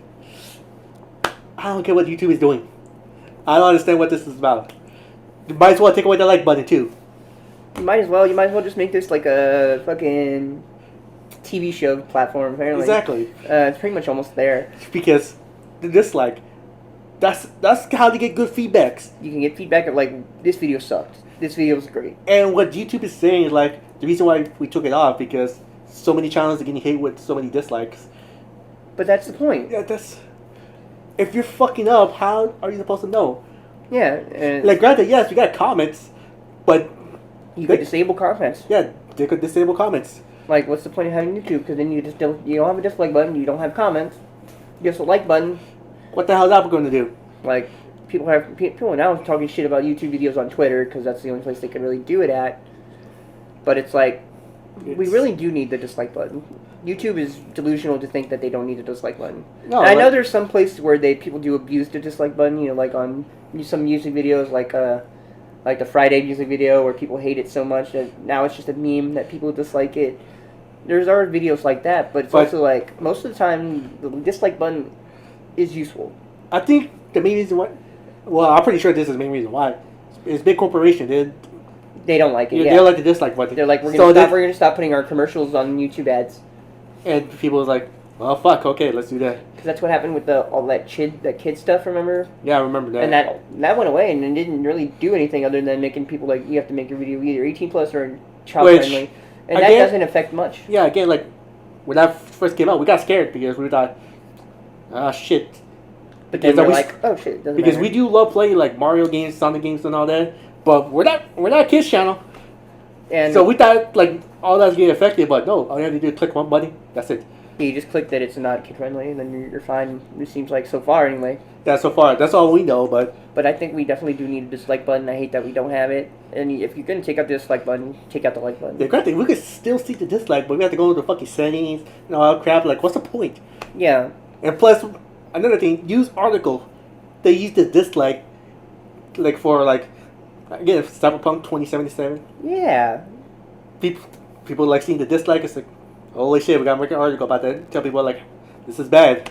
Yeah, and then some more like movie trailers, bands, even. Yeah, it just movies and all sorts of things. There's a lot of things that the dislike button can be used for. Content creators, writers, artists. Like, there's a lot of great uses for that dislike button. And it's a bad choice. It's really stupid. Like, I just don't understand YouTube sometimes. And that's why we always have the comments open, so that way now we can actually get feedback from the comments since there's no dislike button. So please comment and let us know if we're good. Yeah, or like that's the only way to get feedback, I guess.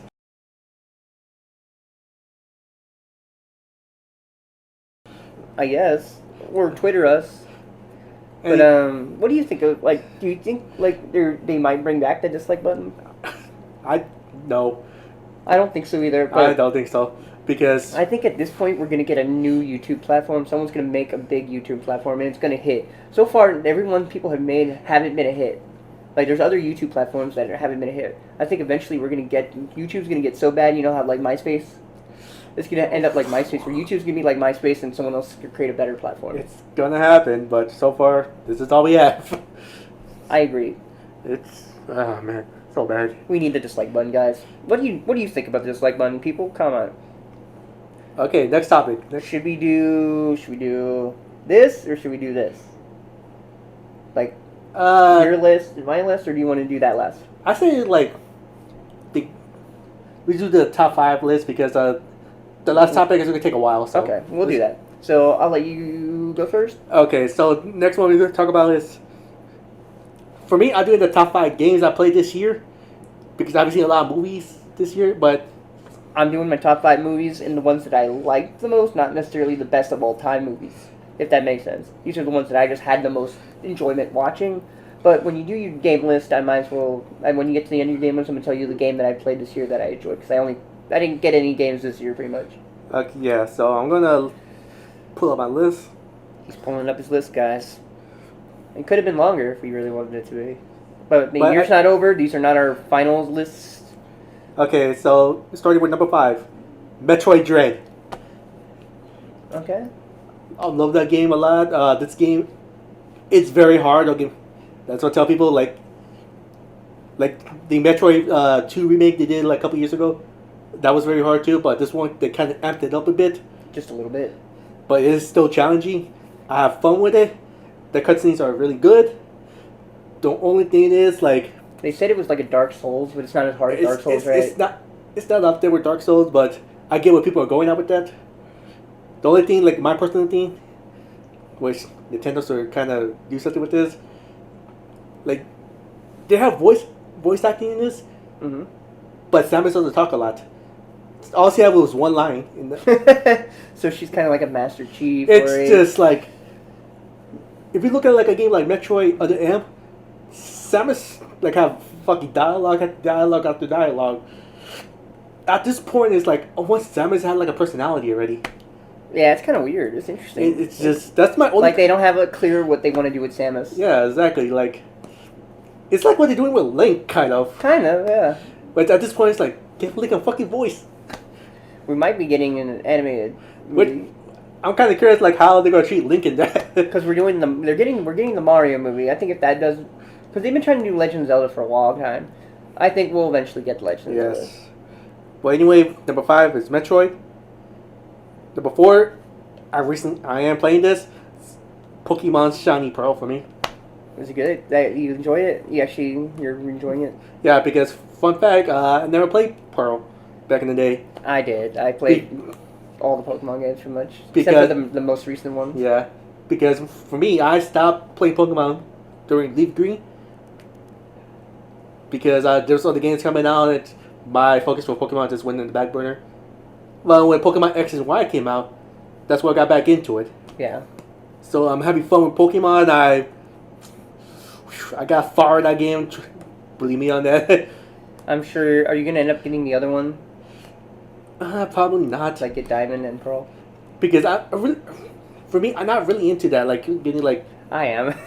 I love getting all the versions of the game. And it's just how me. It's like I got one game. Basically played the same thing. Like I mean, they're not really especially once you get to Black and White, the games are actually completely different. I'm thinking this because I don't know about the new Masters of Diamond and Pearl. I think they might be different. Same land, but I'm hoping like who knows Pokemon Nintendo might do this. Remake Platinum. Because because that's the better version of Diamond and Pearl. Kind of. Well, that's what a lot of people says. I haven't played it. It's kind of like the Emerald. You know how they have Ruby and Sapphire. It's kind of like the Emerald, where Emerald was different than both of those games. And Pokemon Crystal, right? And Crystal as well, yeah. But it's the same thing. And the same thing with Leaf Green. Leaf Green was also like that as well. But it's like, it's a good game. I'm glad you like Pearl. But I'm one of those people, if I get a Switch, I'm going to get all the Pokemon games. Which I want to play Pokemon Snap so bad. Which I do have it, so. Yeah, I do want to play that game. Okay. When I get a Switch. Number 3, Resident Evil 8. Which is not a surprise if you know him. He's speedrun multiple. Oh man, there's a lot I can say about Resident Evil 8. Which, how much have you seen in the game? I haven't beat it, but I know most of the story. Okay, so do you mind if I say any spoilers in it, or? How long are you gonna be? Because I'm gonna talk about key points, especially the ending. I could take off my hearing aid and let you talk about it for a little bit. Just give me a thumbs up when you're done, so you can talk about it to the people. Yes, okay, you can do that. I will. Okay, so reason I love Resident Evil 8. Woo! The story is something like you get to see more of Ethan Thomas, and also explain like why like everything he's going through, like getting his arm cut off, all that crap, how he's surviving all that. They do explain it at the end. It is a fucking mind trip. Don't get me wrong about that. It's really trippy. the fact is, like, I'm probably going to tell it when you put the hearing aid back up because it's not a spoiler, but the only thing. There are some fucking scary moments in there, like the fucking baby. That scared the shit out of me. Also, I love. Either way, like, they probably did use that baby and use that fucking doll because I personally hate porcelain dolls. That probably would have scared the crap out of me. Gameplay is really good. It's like a redefined version of 7, but with some badass shit into it. Granted, it's not as scary as 7 because a lot of people were complaining about 7 being way too scary. So Capcom was like, well, okay, we need to tone it down a bit. And that part I didn't like. I did like some of the villains I did like. Lady D, a lot of people loving her, but she was like the very first boss you had to face. And oh man, I like her boss battle. It's just a lot of people like expecting her to be at the end, but Capcom was like, holy shit, a lot of people liking her. Okay, let's just push her. Then we got like, oh, overall, it's a good story. I like it. Just, I'm curious what the hell they're gonna do with the next game, Resident Evil 9, because you're getting Ethan's daughter, and I guess they're teasing it like she has some powers, because Ethan is fucking bold. So who knows? Who knows? Okay. I have returned. Okay, like, this is not spoilers, but probably knew about this, like, the Resident Evil characters. Like, the only one we've seen so far is Chris. Pretty much. Which, I do have a complaint about that. Because I want to see more characters, man. Like, where's everybody at? Yeah, where's Jill, man? Where's Leon? Jill, where's Jill, Claire, Leon?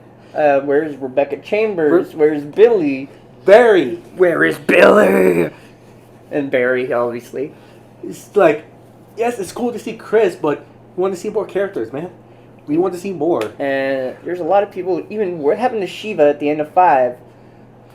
Man, like that makes like there's a lot of shit that makes me wonder. Like where are all these characters they introduced in the last games? Like, this been confirmed, but Ada was supposed to be in 8, but they took her out. Yeah, they pulled her out of the game. Which at that point I was like, that would have been cool. I was pulling my hair. I was like, why would you do that? I mean, you could tell they're wanting to make it more like you remember, like they want to make it even more like Silent Hill a little bit. That's what that's what the last 2 games remind me of. And the game is just not that scary because the feedback they got from 7, it was like, it's too scary. So Capcom wanted to tone it down, which I hate so much because it's still good. I love the idea, like the castle vampire weird monster thing. Lady D, the big goth mommy. That's what my friend Sean called her. I like her. I like the Lady Dimitsu's daughters. I think are more attractive than her. Yeah, and they're more creepy. And the funny thing is, like, when they first showed her, a lot of people like going after her. It's like, and Capcom was like, they started drawing hentai. Like the Capcom was like, we were expecting this, but okay, we're gonna push her. We weren't. Yeah, we weren't expecting that, but. Was put her in all the trailers, and she's not even in the game that long. No, she's like in the very beginning. Like I know where her story ends because I saw Sean go up to like halfway through the game. Her boss fight was pretty cool. I'm not gonna lie. Yeah, it's fucking cool. It's like she turns into this dragon thing. Dude, I'll be honest. When that dragon didn't happen, I was thinking Skyrim. I was like, no, it'd be a funny thing. It's like put her dragon in like as a mod for Skyrim. That'd be funny. You know, or put the Skyrim, like record that boss fight, but put the Skyrim dragon music in it. You know, I need to look that up now. Cause that would be funny. The Skyrim dragon music in that part. Yeah, but I didn't like they toned down the horrorness of it. I know some things that you probably said in the spoilers just a little bit ago, like the werewolf and the Chris like stuff. I know a little bit about it, but not the whole thing. So it makes you wonder. The game makes you wonder. And like, what the hell are they gonna do with Resident Evil 9? What are they gonna go with 9? I can't believe they're at 9. Like, and where are all these characters at? Where's Leon? Because that's everyone's favorite character. Not my favorite character. No. Okay, speaking of Resident Evil, what's your favorite character? Jill. Jill Valentine's my favorite character. Me, Claire Redfield. We have the opposites, which is funny. Jill's my favorite character of the whole franchise. I think Chris is very good to play as. Chris Boulder Punchy Redfield. Yep, that's what I give him. His name's Chris Boulder Puncher Redfield. Because he's a superhero. He's really legit just a superhero. He can't die. He can punch boulders, apparently. Pretty much. He killed Busker. I think Busker's alive, though. I think there's a clone out there. Or that who they killed was the clone. I think what's funny thing is, like, I was streaming Resident Evil 2 last night. Mm-hmm. A viewer watching, we were talking about Resident Evil. He was saying, like, what if Wesker could come back as a clone? Or if the clone was the one that died. Because I'm thinking this. It's going to probably happen because Wesker is the top villain in Resident Evil. Like, hands down, yeah. And to kill him off in 5, it's just like, okay, where we go from here? 6 wasn't that good. I'm not going to lie. I love playing 6, but it wasn't that good. There was no, like, big stakes to it. And Resident Evil 7, they had to go back to the horror nest. Which was great. It was great, but again, a lot of people say it was too scary. 8 they did the medieval, which was really cool, and I love Ethan. Ethan's a great character. It's just like, I kind of wish, imagine they took out, like, the scariness of it and put it in 8. That would make the game so much better. I'm interested with Resident Evil and where it's going to go, because, like, that's a franchise. Maybe they need to start doing more spin-off games like they used to, you know, like how they did Revelations. Operation Raccoon City. Which is not a great game, but the story idea of it is really good. You know, having Hunk and everybody, so... Even though there is some part of the story that maybe scratch my head sometimes. Yeah, I mean, there's some... But, like, you know, they might need to do that and figure out what they want to do with all the side characters. People are missing all of those side characters. Yeah, there's a ton of them. And apparently we put together a Resident Evil 4 remake. Which we don't need. We have enough Resident Evil 4. Dude, this just kind of confused me because I would think, like, they would do Code Veronica. That'd be kind of cool. Because, spoiler alert, I do not like Code Veronica. He doesn't like Code Veronica. He actually ended up playing through it recently, which is cool. I was kind of hoping, like, maybe the remake, it didn't remake the game. It's a little bit better, though. It probably would have made me, like the story a little bit more. But the story's pretty good. I didn't like the story. I didn't like the twins. I didn't like Steve. I wanted that character to fucking die the moment I saw him. Oh, so this is a spoiler for the Resident Evil movie that just came out. Welcome to Raccoon City. I'm going to give you 5 seconds. 5, 4, 3, 2, 1. They had the twins from Code Veronica in it. I wasn't expecting that. I looked at you and you put your arms up like, what the fuck? Like, you got so mad at that part. I was like, that's funny. I turned to you, I was like, I started laughing because that was funny. But, yeah, he really hates Code Veronica. He hates the idea of the twins. I don't mind the idea of the twins. The twins, that was a cool idea, but they didn't execute it good. Like, we didn't see a lot of the twins. We saw, like, the male twin. I didn't like the male twin at all. The female twin, we saw a little bit of it. What's funny is the female twin, they based so... You saw the original movies, right? The old ones with Mila Jovovich. Some of them. I didn't see the all first of them. And second one, at least, right? Yeah, I saw those two. So, you know the Red Queen in the first movie? That was supposed to be her. They based her off of that character from Code Veronica. That's what I heard, but... Yeah, I didn't like a lot about Code Veronica. So, I was hoping, like, maybe they remake Code Veronica, I'd probably like it more. I don't mind. I don't think it's the best game. I think it's probably the worst game in the franchise. But, it's still fun to watch. It's still part of the story. Because that's the reason we have the T-Virus and all that other shit. Yeah, it's like... fucking crazy. It's interesting, but poorly executed. Like Wesker, and it's so fucking weird. Barry Birkin, like... The only thing I hate... Also, another thing I hate... This is fucking turning to Resident Evil Code Veronica, right? Yes, it is. But I don't like the game is being too hard. It is actually a hard game, Code Veronica.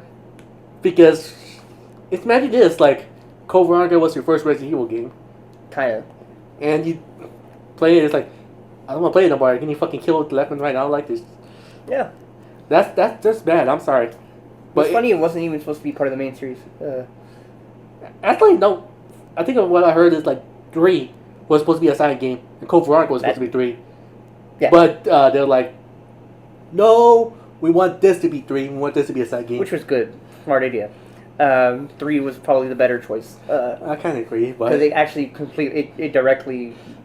Complete the Raccoon City trip. It's like literally... well, that and it's like the Raccoon City. It's definitely a direct sequel to that, so... Yeah, so anyway... But, like, I'm excited to see where... What are they going to do with Resident Evil? What do you want them to do with the next Resident Evil 9? There's a lot I want them to do, but I won't say because of spoilers. Okay, so I'm gonna give you mine, just even though I haven't finished the whole Resident Evil 8 game. I would hope that they would keep along in the same like style that they're doing with the last two games, similar style, but they have more people. They have more characters coming in and out of the story, and so you'd have probably Leon. I would probably pick Leon to be the main character of the game. Mm-hmm. And like they reference Ethan Winters and these events, but you also get Chris, and it's the whole back and forth of where's Chris, because that's been the biggest story. Where is Chris? Yeah. So. And you can involve. It's a really easy way to involve everybody.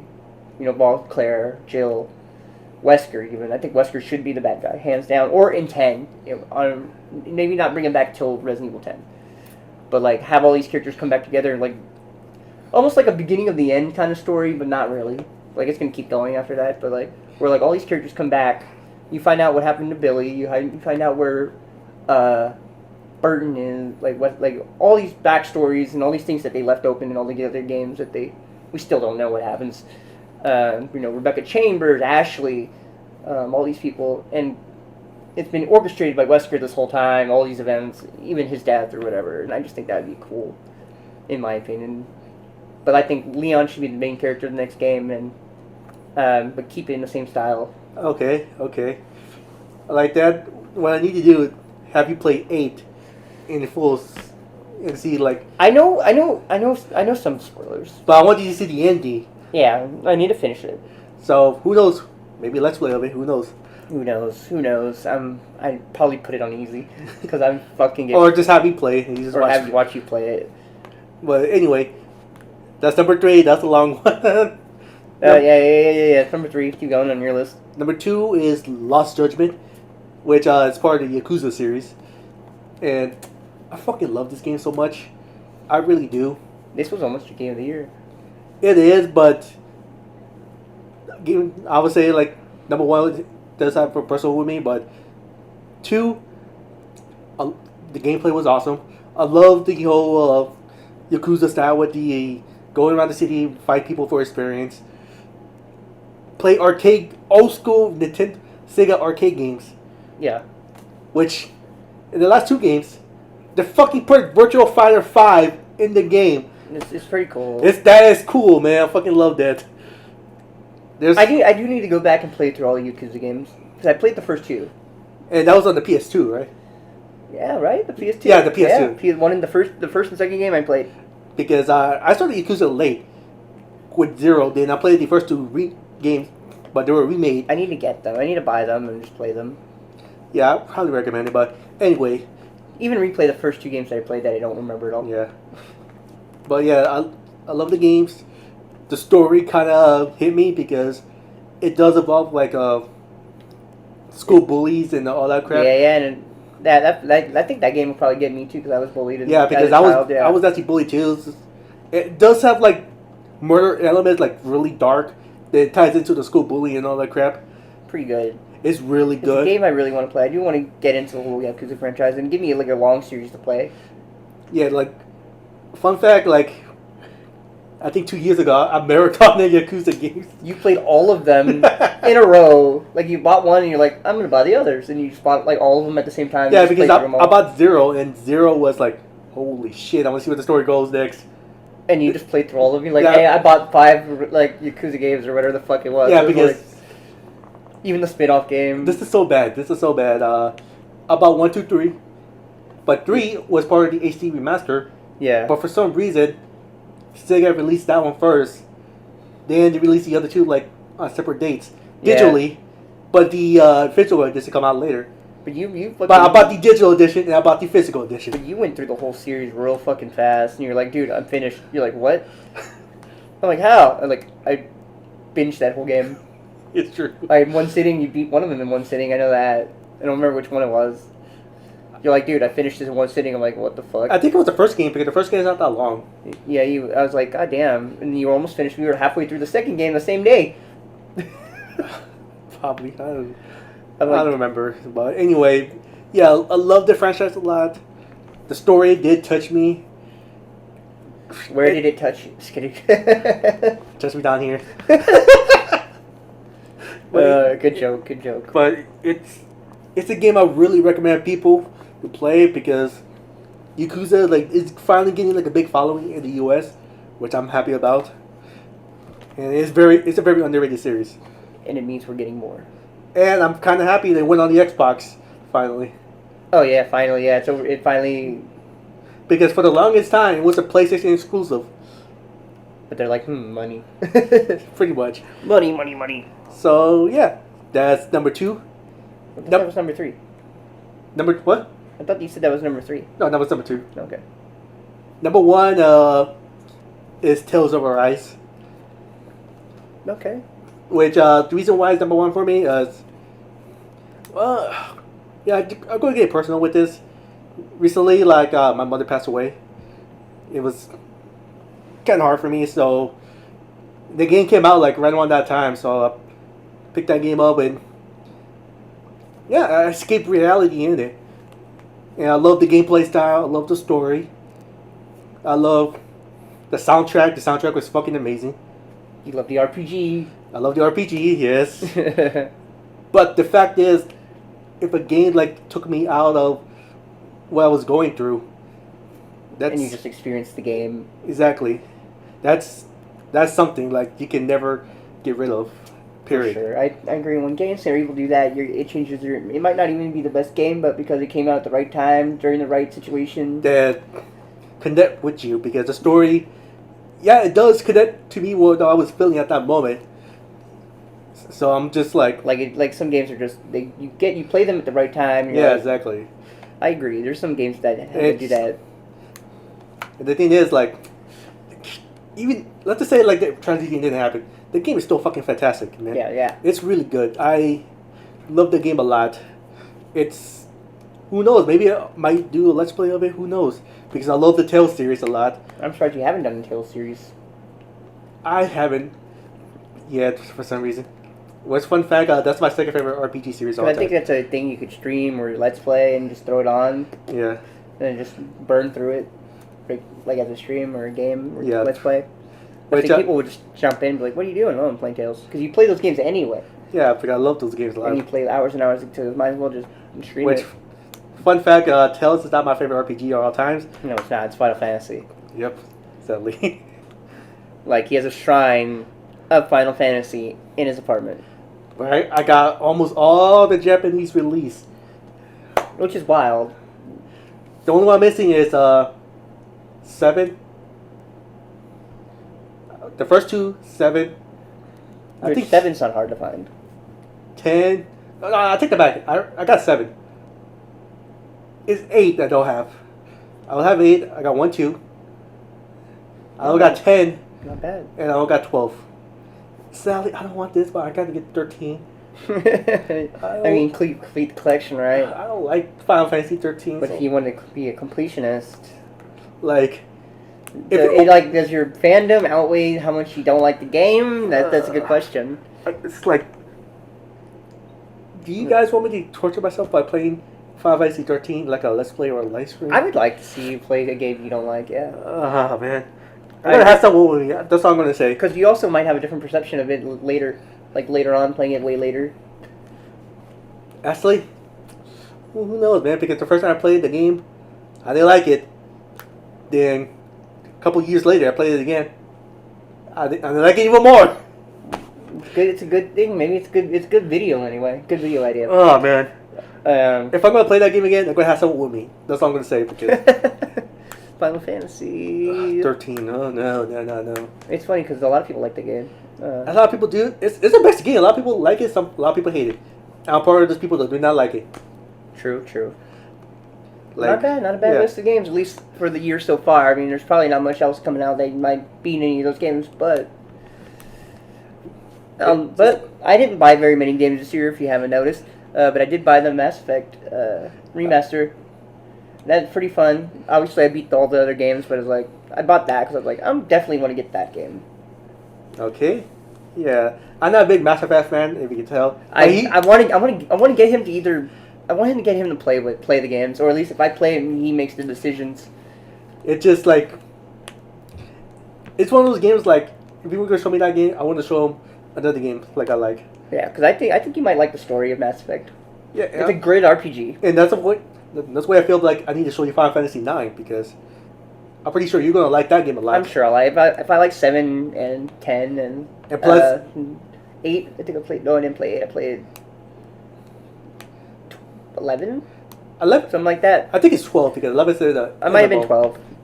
But I'm pretty sure you're gonna like 9 because it's have medieval settings in it. Yeah, and if anybody knows me, I love the medieval stuff. Yes. That's why you sold me Berserk originally and stuff like that. So I'm a real medieval guy. So Yeah, so we got that. So yeah, that's kind of what we want to do for each other. we have some. Yeah, I got some hints in our channel. Now we're going for the movies, which Now I'm going into my movie list. This is very interesting. I think you might be a little bit interested. There's a lot of movies we saw this year, but number 5 is a trilogy, I guess you would consider. Maybe some of y'all might consider it a TV show, but the Fear Street movies. I only saw the first 2 movies. I saw- did enjoy them. I'm not gonna lie, I did enjoy them. There are 3 movies. R.L. Stein, who did Goosebumps, the way they did them on Netflix was really good. One of the girls from Stranger Things is in the second one, and it's really good. It's really fun. It's not scary, but it's like a homage to horror in a lot of ways, and I really enjoyed those movies. I didn't think I was gonna like them. Turned them on. They were pretty fun. I had a good time watching them. Number 4, however, is a movie we saw together, and that is Eternals. One of the better movies of the year, in my opinion. Better than Mortal Kombat, which Mortal Kombat would have been number 6, in case you're curious. Yes, but I'm not going to go into much detail. We already talked about it earlier in the podcast. So. Earlier in the podcast, but Eternals, I enjoyed it. I don't think it's the best Marvel movie. I think it's okay at best. But it's one of the better movies of the year that I got to go see in theaters. Number 3 is one that a bunch of us watched at the beginning of the year. Me, you, and a bunch of our friends. We saw the Snyder Cut, Justice League. Oh yeah, I forgot about that. That was earlier this year. Which I will tell people, watch that version. Watch that version. It's perfect. It's amazing. It fixes a lot of problems. Granted, we still have problems with it, but it's a much better experience. Much better, and you have fun watching it. Like, we popped so hard watching that movie. We saw Martian Manhunter. We saw Martian Manhunter. Spoiler alert, apparently. We didn't warn anybody on that one. But the movie been out a while already, so who cares? But, like, that whole movie, and even the way that the villain looks, and Darkseid, and just... It's making me so mad, like, we're almost got a Darkseid in a DC movie. Like, it's just so good looking. I'm excited. Just... Oh, man. Because that movie... And you can buy it on DVD, too, now. But which I'm probably going to have to do, because just in case someone, like... I'm pretty sure HBO probably might take it off, dude. Eventually, yeah, probably. But I want to own it, so I'm going to probably get it. But the Snyder Cut was one of my favorite movies of the year. My number 3, actually. Number 2 is Halloween Kills. Ooh, Ashley, I love that movie a lot. I love it a lot. But I don't think it's perfect, but it's really good. Okay, I'm going to jump in here because I'm a huge Halloween fan. He is. But this movie does a lot of things right and a lot of things wrong for me. But the Yes. rights take over almost a lot of them. It overshadows the bad shit they put in the movie. Like, let's start out with the things I do not like. Yeah. I do not like what they did with Tommy Jarvis.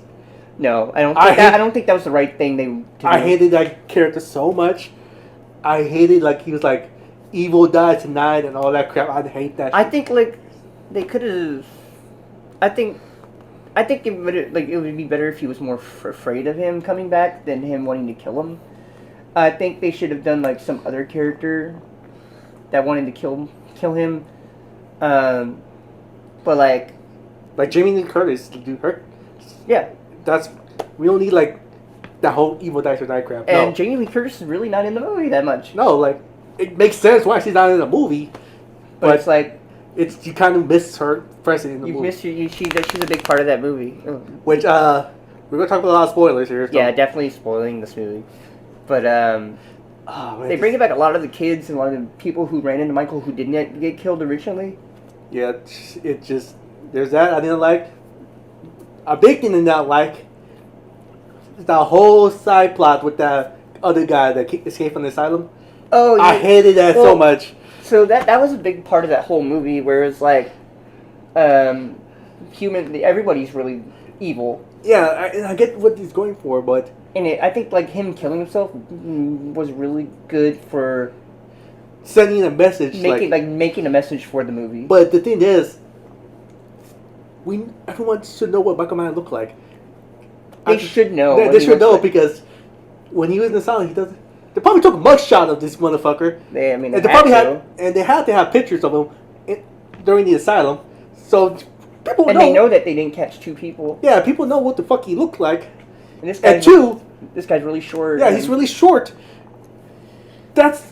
If you want to do that, that's fine, but make someone like almost the size of Michael Myers.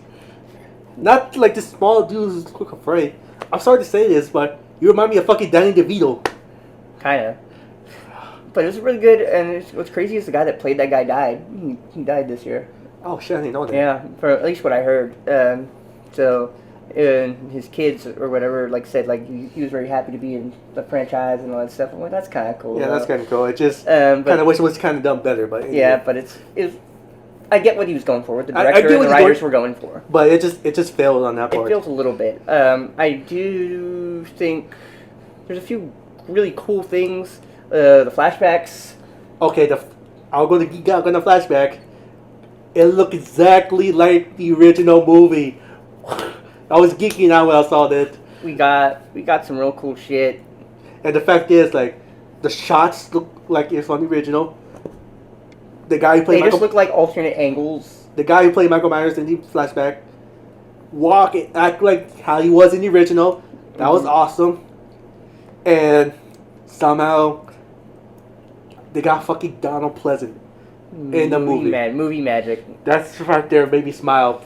Granted, he's kind of far away, but you see some kind of close-up shot of him. You do get a close-up shot of him a little bit, and you do get his voice. Yeah, you definitely get the voice, and it's just, that was the best choice they ever did. I was like, yes. That made me smile so much in that movie. And then the cop as well. They made him look younger, and I was like, holy shit! Man, y'all did great. Another positive is that fucking intro when he was coming out of the fire, slugging all those people. Dude, it's very, very metal too. He throws up the garage door, got the axe, killing all those firefighters, and then he's slaughtering them all. And while they're on the way to the hospital, God, that's I love my favorite Halloween opening. I think I will say that is my favorite. Just because they come down there and he sees nobody down here, and he just throws that shit up. That's fucking terrifying. I love that movie. That movie's really good, and then I like and hate it at the same time. They go, the more Michael kills, the stronger he gets. Everybody started beating him up. I thought that was cool, where all the people were beating up and killing Michael, but then he gets up, and so there's this one lady with a fucking ironing thing, and I'm like, but he slaughters them all, but they established that he's supernatural again. Yeah, the thing is, that was the whole point of rebooting it, was so he's not a supernatural presence, but then now he's supernatural again. The thing is, I was like, okay, you beating him up, but have you tried doing a headshot on him? You got a good. They got a headshot of him in the movie, I think. I don't remember, but either way, I'm thinking you got a clear point of a headshot. I've never seen that. But they beat the fuck out of him, and he should have been dead there. Yeah. But they said, and then I think it was Lori that says it. That where she's going, the more he kills, the stronger he gets. It doesn't matter because he consumes it. Yeah. And that's the whole plot of the cult of Thorn, where he kills everybody to get stronger. Speaking of that shit, I think they're bringing back the Cult of Thorn in the last one. I don't like that one a lot. I think they're gonna bring back the cult. Also, the thing is, a lot of people's because in part 6, Paul Rudd was Tommy Doyle in that movie. Yeah. A lot of people's like, why the fuck did they get Paul Rudd to be in this movie? I love Paul Rudd though. But I'm just like, that would have been cool if they made him a little bit more funny in that movie. Yeah, I'm thinking he's a little bit funny in that movie. I was like, you know what? I probably wouldn't mind that, but then again, I'm pretty sure it's not confirmed or nothing. But I'm pretty sure they don't want to do nothing with the Thorn. I think the last movie's gonna be. The whole fact that they made him supernatural again, where the more people he kills, the stronger he gets. So that's fucked up. Yeah, there's that. I love the Easter eggs in the movies. There's a bunch of them. The main one is the mask in Halloween 3. Yes. That one I love that a lot because Halloween 3 is like one of my favorites. Another one they did was kids bump into him in this movie. Remember? Yeah. Like they two kids bump into him again. I'm like, that's funny. He has kids bump into him. I just think that's a great movie, and that's why it's my number 2. That's like before we go. I just say one of my favorite parts. Okay. When that nurse was shooting, the doctor was shooting back. Oh, fucking he kicks the car door. Bam! That was like my favorite. Like she couldn't hit him, but then he just fucking bam makes her kill herself. That was so funny. I love that.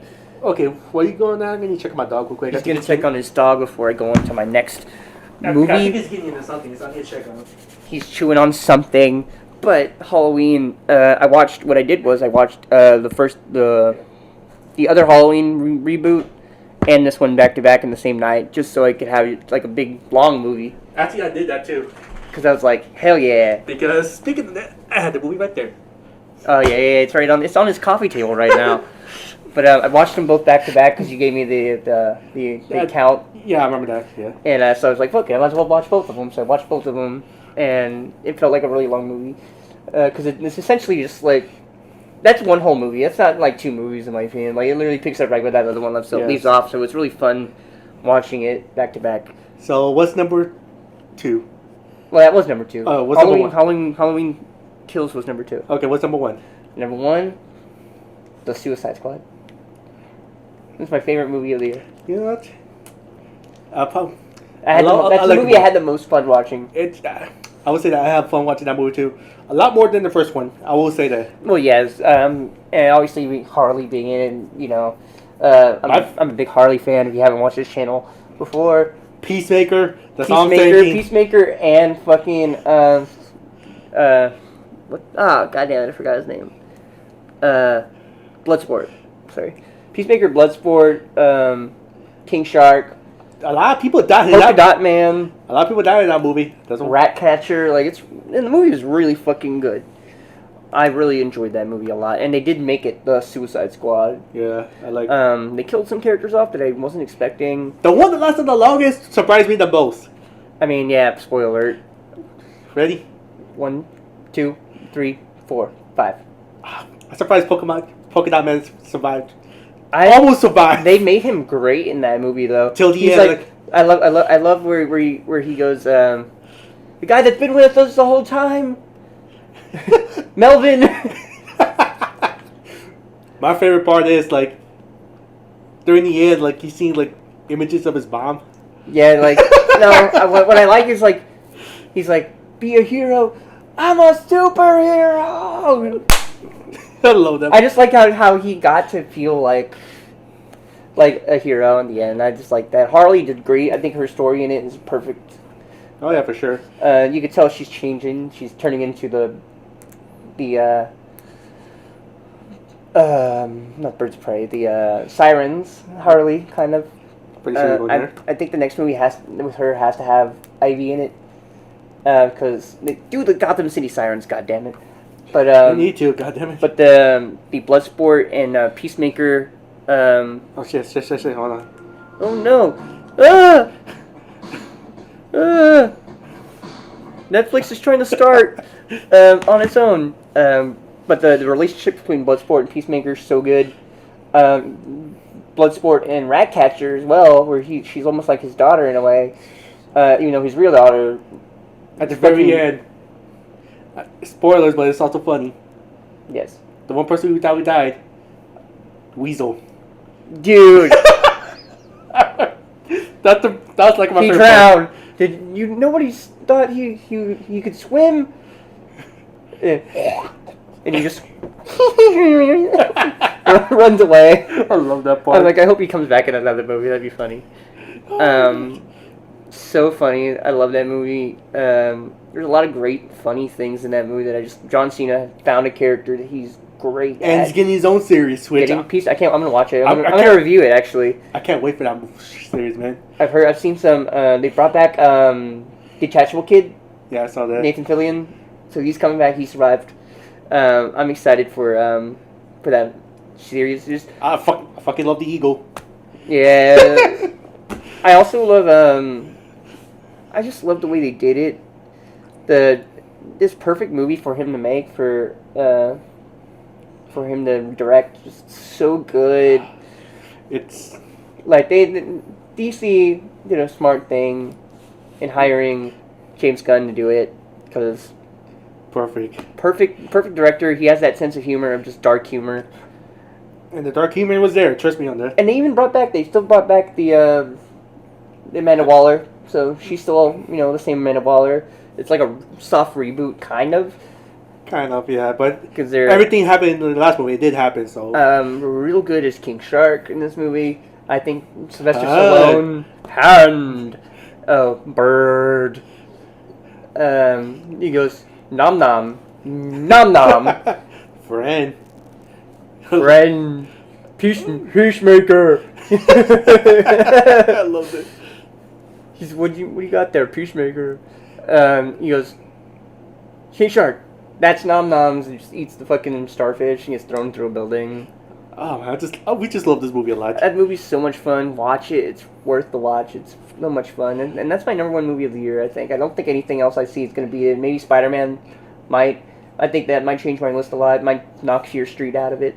I'm pretty sure it's going to knock it out. I'm sure it will. And I've heard Ghostbusters Afterlife is actually even. Which I really want to see better. that movie so bad. Yeah, and everyone says that one's even better than some of the movies on my list. So that might knock. I think Eternals might get knocked out, and Fear Street might get knocked out, but I don't think anything's gonna. I think Spider-Man might be able to beat the Suicide Squad for me, but we'll see. This is just my list so far. But yeah. So what do you think of my list? What do you think of his list? Let us know. But right now, before we get to the next topic, which I know we're going to talk about the Game Award. That's the last topic, yes. We're going to talk about this because I am playing this right now, the GTA trilogy. Oh, With my experience with this. The GTA. With my experience. Mostly your experience, but I've seen some stuff too. Now, don't only want to play so far because my plan was I'll play Vice City first, San Andreas, then 3 because timeline-wise, that's how they're supposed to go. Well, soon. I mean, that's how I played. So I played Vice City. I played 3, and then I played San Andreas back in the day. That's how I played them. Yeah. I was kind of the opposite. I started with 3. I started with 2. Then I got 3, then all that crap. But anyway. But that was my plan because, like, timeline-wise, I went like, okay. So I started with Vice City. Which, Vice City is, like, one of my favorite games for the whole franchise. I love that one a lot. I didn't have a lot of problem with it. The only problem I had with it, I had 2 problems with it. One of them is I did stream it. Y'all probably did see it. A car going down the street. Yeah, there's a lot of glitches in that game. I mean, in the original there were some glitches as well, but like this is even worse than the original. It's even worse. Even the ports of it. Yes. So there was that. Another one is I think I went to buy some guns. You know how that prompt is, like we show all the guns and all that? Yeah. Oh, yeah, you told me about that, yeah. Okay, I left it. It got stuck there. Even when I walked out of the store, it's still on the screen. Mm-hmm. But yeah. And I couldn't buy anything else. So what I did, I turned off the game. Turned it back on. Loaded out the save file. It was still there. Kind of funny. But luckily, I had 2 save files. I went to the other one. Because the game, what it does, I will say this, it's kind of smart. You get the autosave file, which you cannot delete at all. You got your own save file. So I went to my own save file and problem solved. But it's also, it's a big issue. That's a big issue right there. But that's the only thing I experienced from Vice City. Everything else, no, I take that back. They did fix this problem I have, so I'm not going to name it. It's like every time you go to the next section in the city, the way it loads up is, oh man, so bad. They fixed it on that one, so I'm not going to give them problems with that one. But still, like Vice City, I didn't have a lot of problems with it. I did enjoy it, but went through the San Andreas though. In my personal opinion, I think that's where all the problem was at. That's where everyone's experiencing problems because a lot of people just only wanted it for that game. Yeah, because I've recorded some footage. I'm going to make a compilation video of all the glitches and just some funny stuff as well. And some bad. But really bad. Yeah, everywhere online there's people are posting like these really bad, just like one of the worst remasters or reboots or whatever you want to call it for these games where it's like you're trying to get people who never got to play these, and then now they hate them and they're never going to play the experience the real good version of that game. Yeah, I would say this, like, at first when the trailer came out, a lot of people would just say, "Oh man, the graphics, the animation looks stupid." To me, I was like, "Well, it kind of giving it a charm," because it's back then, dude. Like they tried to keep it closer to the. It's not a remake; it's a HD remaster. Yeah, that's what I keep telling people. But it's so bad with San Andreas. Like, where do I start with the glitches? I mean, you don't really need to start anywhere. Wait for that video to come out. Yeah. You have your compilation. But I would say this: I had two big ones. Two that was great, game breaking. One of them was look it up as Just Business. That's the title of the mission. I did what I had to do. And when big smokes like pull up in the alleyway, just park his car. That's it. Doesn't do anything for. I waited there 3 fucking minutes. He does just nothing. So I saw this online. I was like, okay, I'm gonna have to fucking do this. I uninstalled the game, reinstall it. Granted, it took me almost an hour to put the game back on there. But they've had like a bunch of them where it shut down. You had to create a new save or. Oh, we're going to get there. We're going to get there. So once I reinstalled the game, no problems at all. Okay.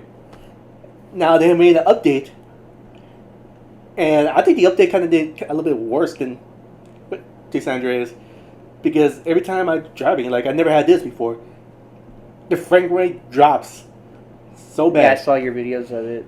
It's so bad. And same thing with the update drop. I did the mission. Granted, I think it has some cheats on it, but it shouldn't do that though. Yeah, but originally didn't really ever do it. that. I really didn't do it, but that's the only thing I could think of, because apparently my car was hitting an invisible wall. But the thing is, I had to go straight. Well, yeah. So, okay, car caught on fire after doing that. Okay, start the mission all over again. Nope. Game crash. Okay, turn the game back on. Load out the save file. Crash again. Oh my god, let me do it again. Crash again. What the fuck? You had to do a whole new file, right? So what I did is, like I did with the other one, uninstall the game, install it back on. Granted, this one was a lot shorter. Took me 30 minutes. It's not bad though. Yeah, so after I did all that, load up the save file. Crash again. Like, what the fuck? But also remember, like, oh shit, I got this on the save file. Let me load that up. No problems at all. I did the same mission again. Finish it. Pretty bad. That's bad. They really should have taken more time on that remaster. Sorry, HD remaster. They should have taken more time with it. Because I'm gonna tell everybody that watches this video, every remake, remaster, any of those kind of games, even ports, they are important. You need to make sure that they're good and they work. Yeah. Because if they're not, even with the Mass Effect 1, there's still problems with the Mass Effect 1 as well. But it's not. It's like it's ones that are in the original game anyway. Yeah, and I know there's some people that's telling me like, why are you still playing the game? I'm still having fun with it. That's still good, yeah. But it's also like it's bad. But like the San Andreas one, GTA 1, whatever, is so bad that people are hating it. Like like I still play Vice City. Vice City I don't have a problem with. And it's just San Andreas. You're better off just downloading like the ports of it that are on like the Game Pass or on the PlayStation Network. They had it for a little bit. I don't know which they took off because they took off, but Rockstar tried to push this, which. But you're better off getting the ports of those games. Or if you have the original copies, just play those. Play those because those are great games. I think Vice City and San Andreas are really good to play. Yeah, oh man, and I think a lot of kids would like them actually. The people who are playing GTA 5, I think with all those cheats you can do. I will say this, control wise, it did feel like I'm playing GTA 5, so I'll give credit for that. They just need to fix all the other problems. They still need to fix it. They just need to do some hard work, and I know Rockstar, they probably won't. No, so yeah, so a little subject because I just recently played that game. not too bad. So I'm going to start from the bottom of this next topic. So we'll talk about the Games Awards. The Game Awards. Every year we have the Game Awards. Last year it wasn't very good. I think the best thing that came out of the Games Award last year was... What are you doing? Get off my jacket. Sorry, talking to the dog. So I'm going to start at the bottom and work up our way to the Game of the Year, because I think that's more smart to do. The most anticipated game. These are, I guess, potential games to come out that haven't come out yet. Elden Ring, God of War Ragnarok, Horizon Forbidden West, the sequel to Legend of Zelda Breath of the Wild, and Starfield. Okay, that's good. That's good. I think Ragnarok's going to win. I think Elden Ring is going to win. I love Ragnarok, but a lot of people more hyped for Elden Ring. I'm actually pretty excited for Elden Ring. But not much to say about that other than the games that we don't know will be good. But most of them are good games, good franchises anyway. Best esports team, do you even care about going over that one? Let's skip over that one. Skip that one. Best esports game, Call of Duty, CSGO, Dota 2, League of Legends, Valorant. I never played any of those games, so move on. I'm going to say, I'm just going from online people, maybe Valorant, maybe CSGO. I'm not big on any of those games, really. And I got into League of Legends for the show Arcane, which is really good. I really like that show. Best esports event, don't give a shit. Best esports coach, don't give a shit. Best esports athlete, don't care. That's a lot of esports.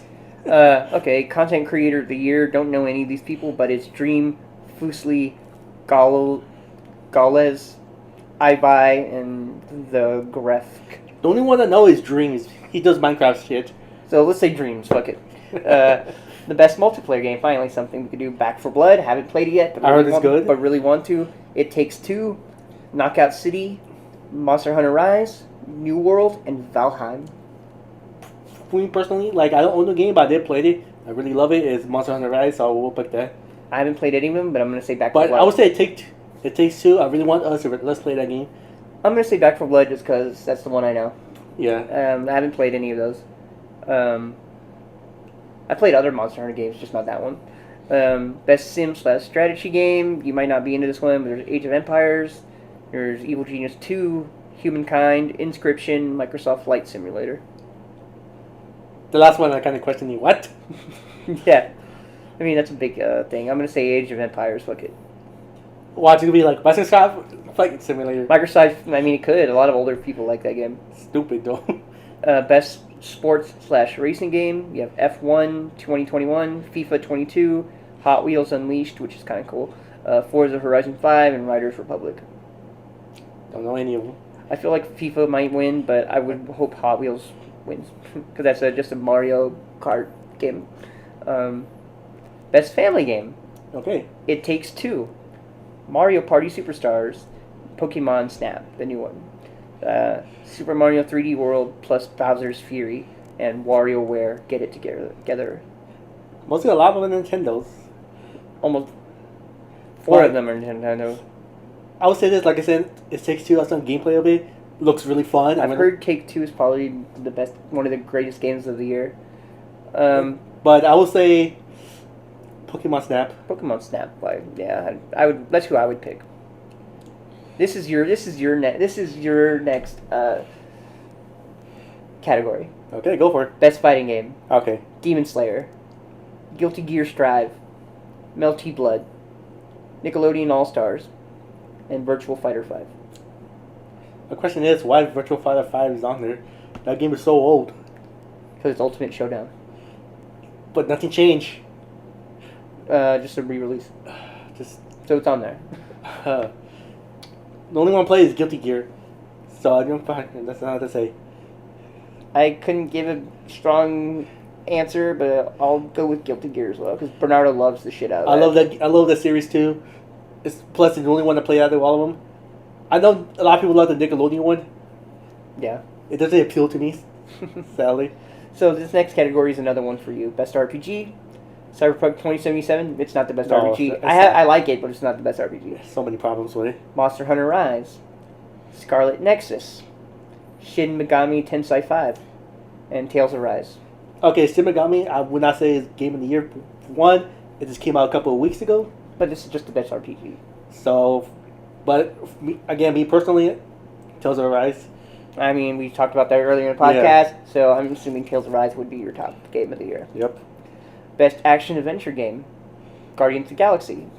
I heard that game is good. Metroid Dread, Ratchet and Clank Rift Apart, Resident Evil Village, Psychonauts 2. I'm going to say Resident Evil Village. Yeah, I'll probably say Resident Evil 8. But there's a strong argument for Metroid. Yeah, Metroid probably number 2 for me. Best action game, Back 4 Blood, Chivalry 2, Deathloop, which has been nominated in a lot of places. Deathloop, Far Cry 6, and Returnal. I haven't played any of those. I said Back 4 Blood. Far Cry 6, probably going to win. Probably. Innovation in accessibility, Far Cry 6, Forza Horizon 5, Marvel's Guardians of the Galaxy, Ratchet and Clank, Rift Apart, The Veil, Shadow of the Crown. Far Cry 6. Far Cry 6, yeah. I'm going to say Far Cry 6. VR/AR game, Hitman 3, I Expect You to Die 2. What kind of game is that? Lone Echo 2, Resident Evil 4, Sniper Elite VR. Man. I heard the Resident Evil 4 VR isn't even any good. I'm just saying Resident Evil 4 because it is a popular game, so a lot of people probably vote for that. So that's just me. Resident Evil 4 or Hitman 3, in my opinion. Best community support, Apex Legends Escape, Destiny 2 Beyond Light, Final Fantasy Online, Fortnite, and No Man's Sky. It's going to be Fortnite. Not who I'd pick, but that's probably who's going to win. Me personally, Final Fantasy, because I don't play the game, but I do see like what they do with it. So that's my. But this is also best community support, not necessarily. Yeah, exactly. The community, like the community, is really. I think good. it's gonna be Fortnite. Yeah, but it just for me personally, I pick Final Fantasy. Not being biased, I've seen. You are biased. No, I'm not, because I've seen videos. Lies. What the community does. So I'm just saying. But this is my your personal pick, yes. But who's gonna win Fortnite? Best mobile game, Fantasian, Genshin Impact, League of Legends, Marvel Future Revolution, Pokemon Unite. Probably Genshin Impact or League of Legends. I don't know any of them except for League of Legends. I think Genshin Impact is I know a lot of people. Even Nathan likes Genshin Impact. He's like loves drawing fucking sexy bitches from that game. Surprised about that. So I would say Genshin Impact or League of Legends, because League of Legends has been going big again now. Yep. Especially with the show. Best debut indie game, Kena, Bridge of Spirits, Sable, The Artful Escape, The Forgotten City, and Valheim. I've never heard of any of those. I've never played them. I couldn't give you an answer. Maybe Valheim. I don't know. Screw it. Valheim it is. That's best debut in indie game. Sorry. Best indie game. Hey. I don't know why you need those two categories, but okay. 12 Minutes, Death's Door, Kena, Bridge of Spirits, Inscription, and Loop Hero. Again, never heard any of those games. Yep, I mean... The only one I heard of was 12 Minutes. So I picked that. Best ongoing game, Apex Legends, Call of Duty Warzone, Final Fantasy Online, Fortnite, Genshin Impact. I'm pretty sure Fortnite's going to win that one. Fortnite's going to win that one, but I like Apex. Or Genshin. Games for Impact, Before Your Eyes, Boyfriend Dungeon. What? Boyfriend Dungeon. Boyfriend Dungeon. Chicory, A Colorful Tale. I never heard of that. Life is Strange, True Colors, and No Longer Home. You know what? I know Life is Strange. I'm picking that. I never played. There's some interesting titles though. I kind of want to look some of those up. Life is Strange as well. Best Performance, Erica Mori in Life is Strange, Giancarlo Esposito in Far Cry 6, Jason E. Kelly in Deathloop, Maggie Robertson in Resident Evil, which I think she plays Lady Dementsu, I think, and Ozirama Akaga in Deathloop. Resident Evil 8. Resident Evil, Maggie Robertson in Resident Evil 8. She's really good. Best Audio Design, Deathloop, Forza Horizon 5, Ratchet and Clank, Rift Apart, Resident Evil Village, Returnal, Resident Evil 8. Resident Evil 8 for sure, because They have really good audio. Yeah, they do. Best score / music. Cyberpunk 2077. I actually would argue that. You know, I will argue that too, man. Cyberpunk has a good music. Deathloop, Nier Replicant, Marvel's Guardians of the Galaxy, and The Artful Escape. I'm gonna say Cyberpunk. To me, personally, it's between Cyberpunk and Nier Replicate. I would see. I think Cyberpunk has a soundtrack, while Nier Replicant has like a score. That's my opinion. But Cyberpunk could win that one, honestly. That's the only thing I could see them winning. Best art direction: Deathloop, Kenna, Bridge of Spirits, Psychonauts 2, Ratchet and Clank Rift Apart, and The Artful Escape. I would say Ratchet and Clank on that one. They have a good art. Psychonauts is pretty good too. I think like Psychonauts the art of Psychonauts. It's good, but I think Ratchet and Clank, the new one, kind of blew it out of the park. I really think Deathloop might win just because they've been nominated in like every category. It's kind of stupid, man. That game's not that good. They've been nominated in every category though. Pretty much every category. Best narrative: Deathloop. See, It Takes Two, Life is Strange: True Colors, Marvel's Guardians of the Galaxy, and Psychonauts 2. Life is Strange. Yeah, Because I haven't played Guardians yet. I need to play Guardians. True Colors. Yeah. Life is Strange. Best game direction: Deathloop, It Takes Two, Returnal, Psychonauts 2, Rift Apart. It's not Ratchet and Clank. We know that. No, it's not. It's not Psychonauts 2. Deathloop, I guess. Why not? There must be something good about it. I don't Dude, know. these nominations are bad. And then we're at the last one. Game of the Year. Okay, go for it. Deathloop, It Takes Two, Metroid Dread, Psychonauts 2, Ratchet and Clank Rift Apart, Resident Evil Village. Resident Evil Village? Yeah. For a lot of people to vote for this, either Resident Evil Village or Ratchet and Clank. I think it's going to be Resident Evil. But I think it's going to be Resident Evil. That's a really great game, honestly. It is. That's at least that's what I found on the Game Awards. Well, let's say this: it's bad. This is not a good year for gaming. It really isn't, but there's some good games. It's just not like big AAA games. Yeah, it's just not like, many. Last year, Last of Us 2 was almost every category. This year, Deathloop. Deathloop, yeah. What's crazy is, so there's a good story about last year's Game Awards. You know how Last of Us 2 won like a ton of awards, right? And Laura Bailey won one for her character. What's funny is she didn't show up. She showed up to the Game Awards, left halfway through because they didn't do her category yet, and she said, "Fuck it, I'm gonna go play D&D." And she went back to Critical Role, and she didn't go back to go get her fucking award. It's pretty funny. So much how much he cares. Yeah, it was so funny. I'm like, wow. And she won. They found out she won, but it was like, what the fuck? Like, that's just a good story. And it just... I think Resident Evil Village and Deathloop might get a lot of awards, though. Yeah, Resident Evil Village, yeah, it's going to win a lot of awards. Like, who knows? We could be wrong. I'm starting to say this, dude. I'm getting to the point, like, I really want to play Resident Evil 8. What? I'm really going to play Resident Evil 8 again. You're going to play through Resident Evil game again? I need to finish that game somehow. Fuck it. Let's play, I guess. Or watch it. One of the two. Yeah. We'll see. We'll see. We'll see what I do. I don't know what I'll do. I'll probably Let's Play it as well, even if I watch the ending, but... I think that's all we got. This is the Bludcast, everybody, man. We hope to do more videos soon. I think we have 2 hours long fucking video, but if you like this video, like it. If you don't like it, you can't thumbs it down. I'm sorry. Comments down below.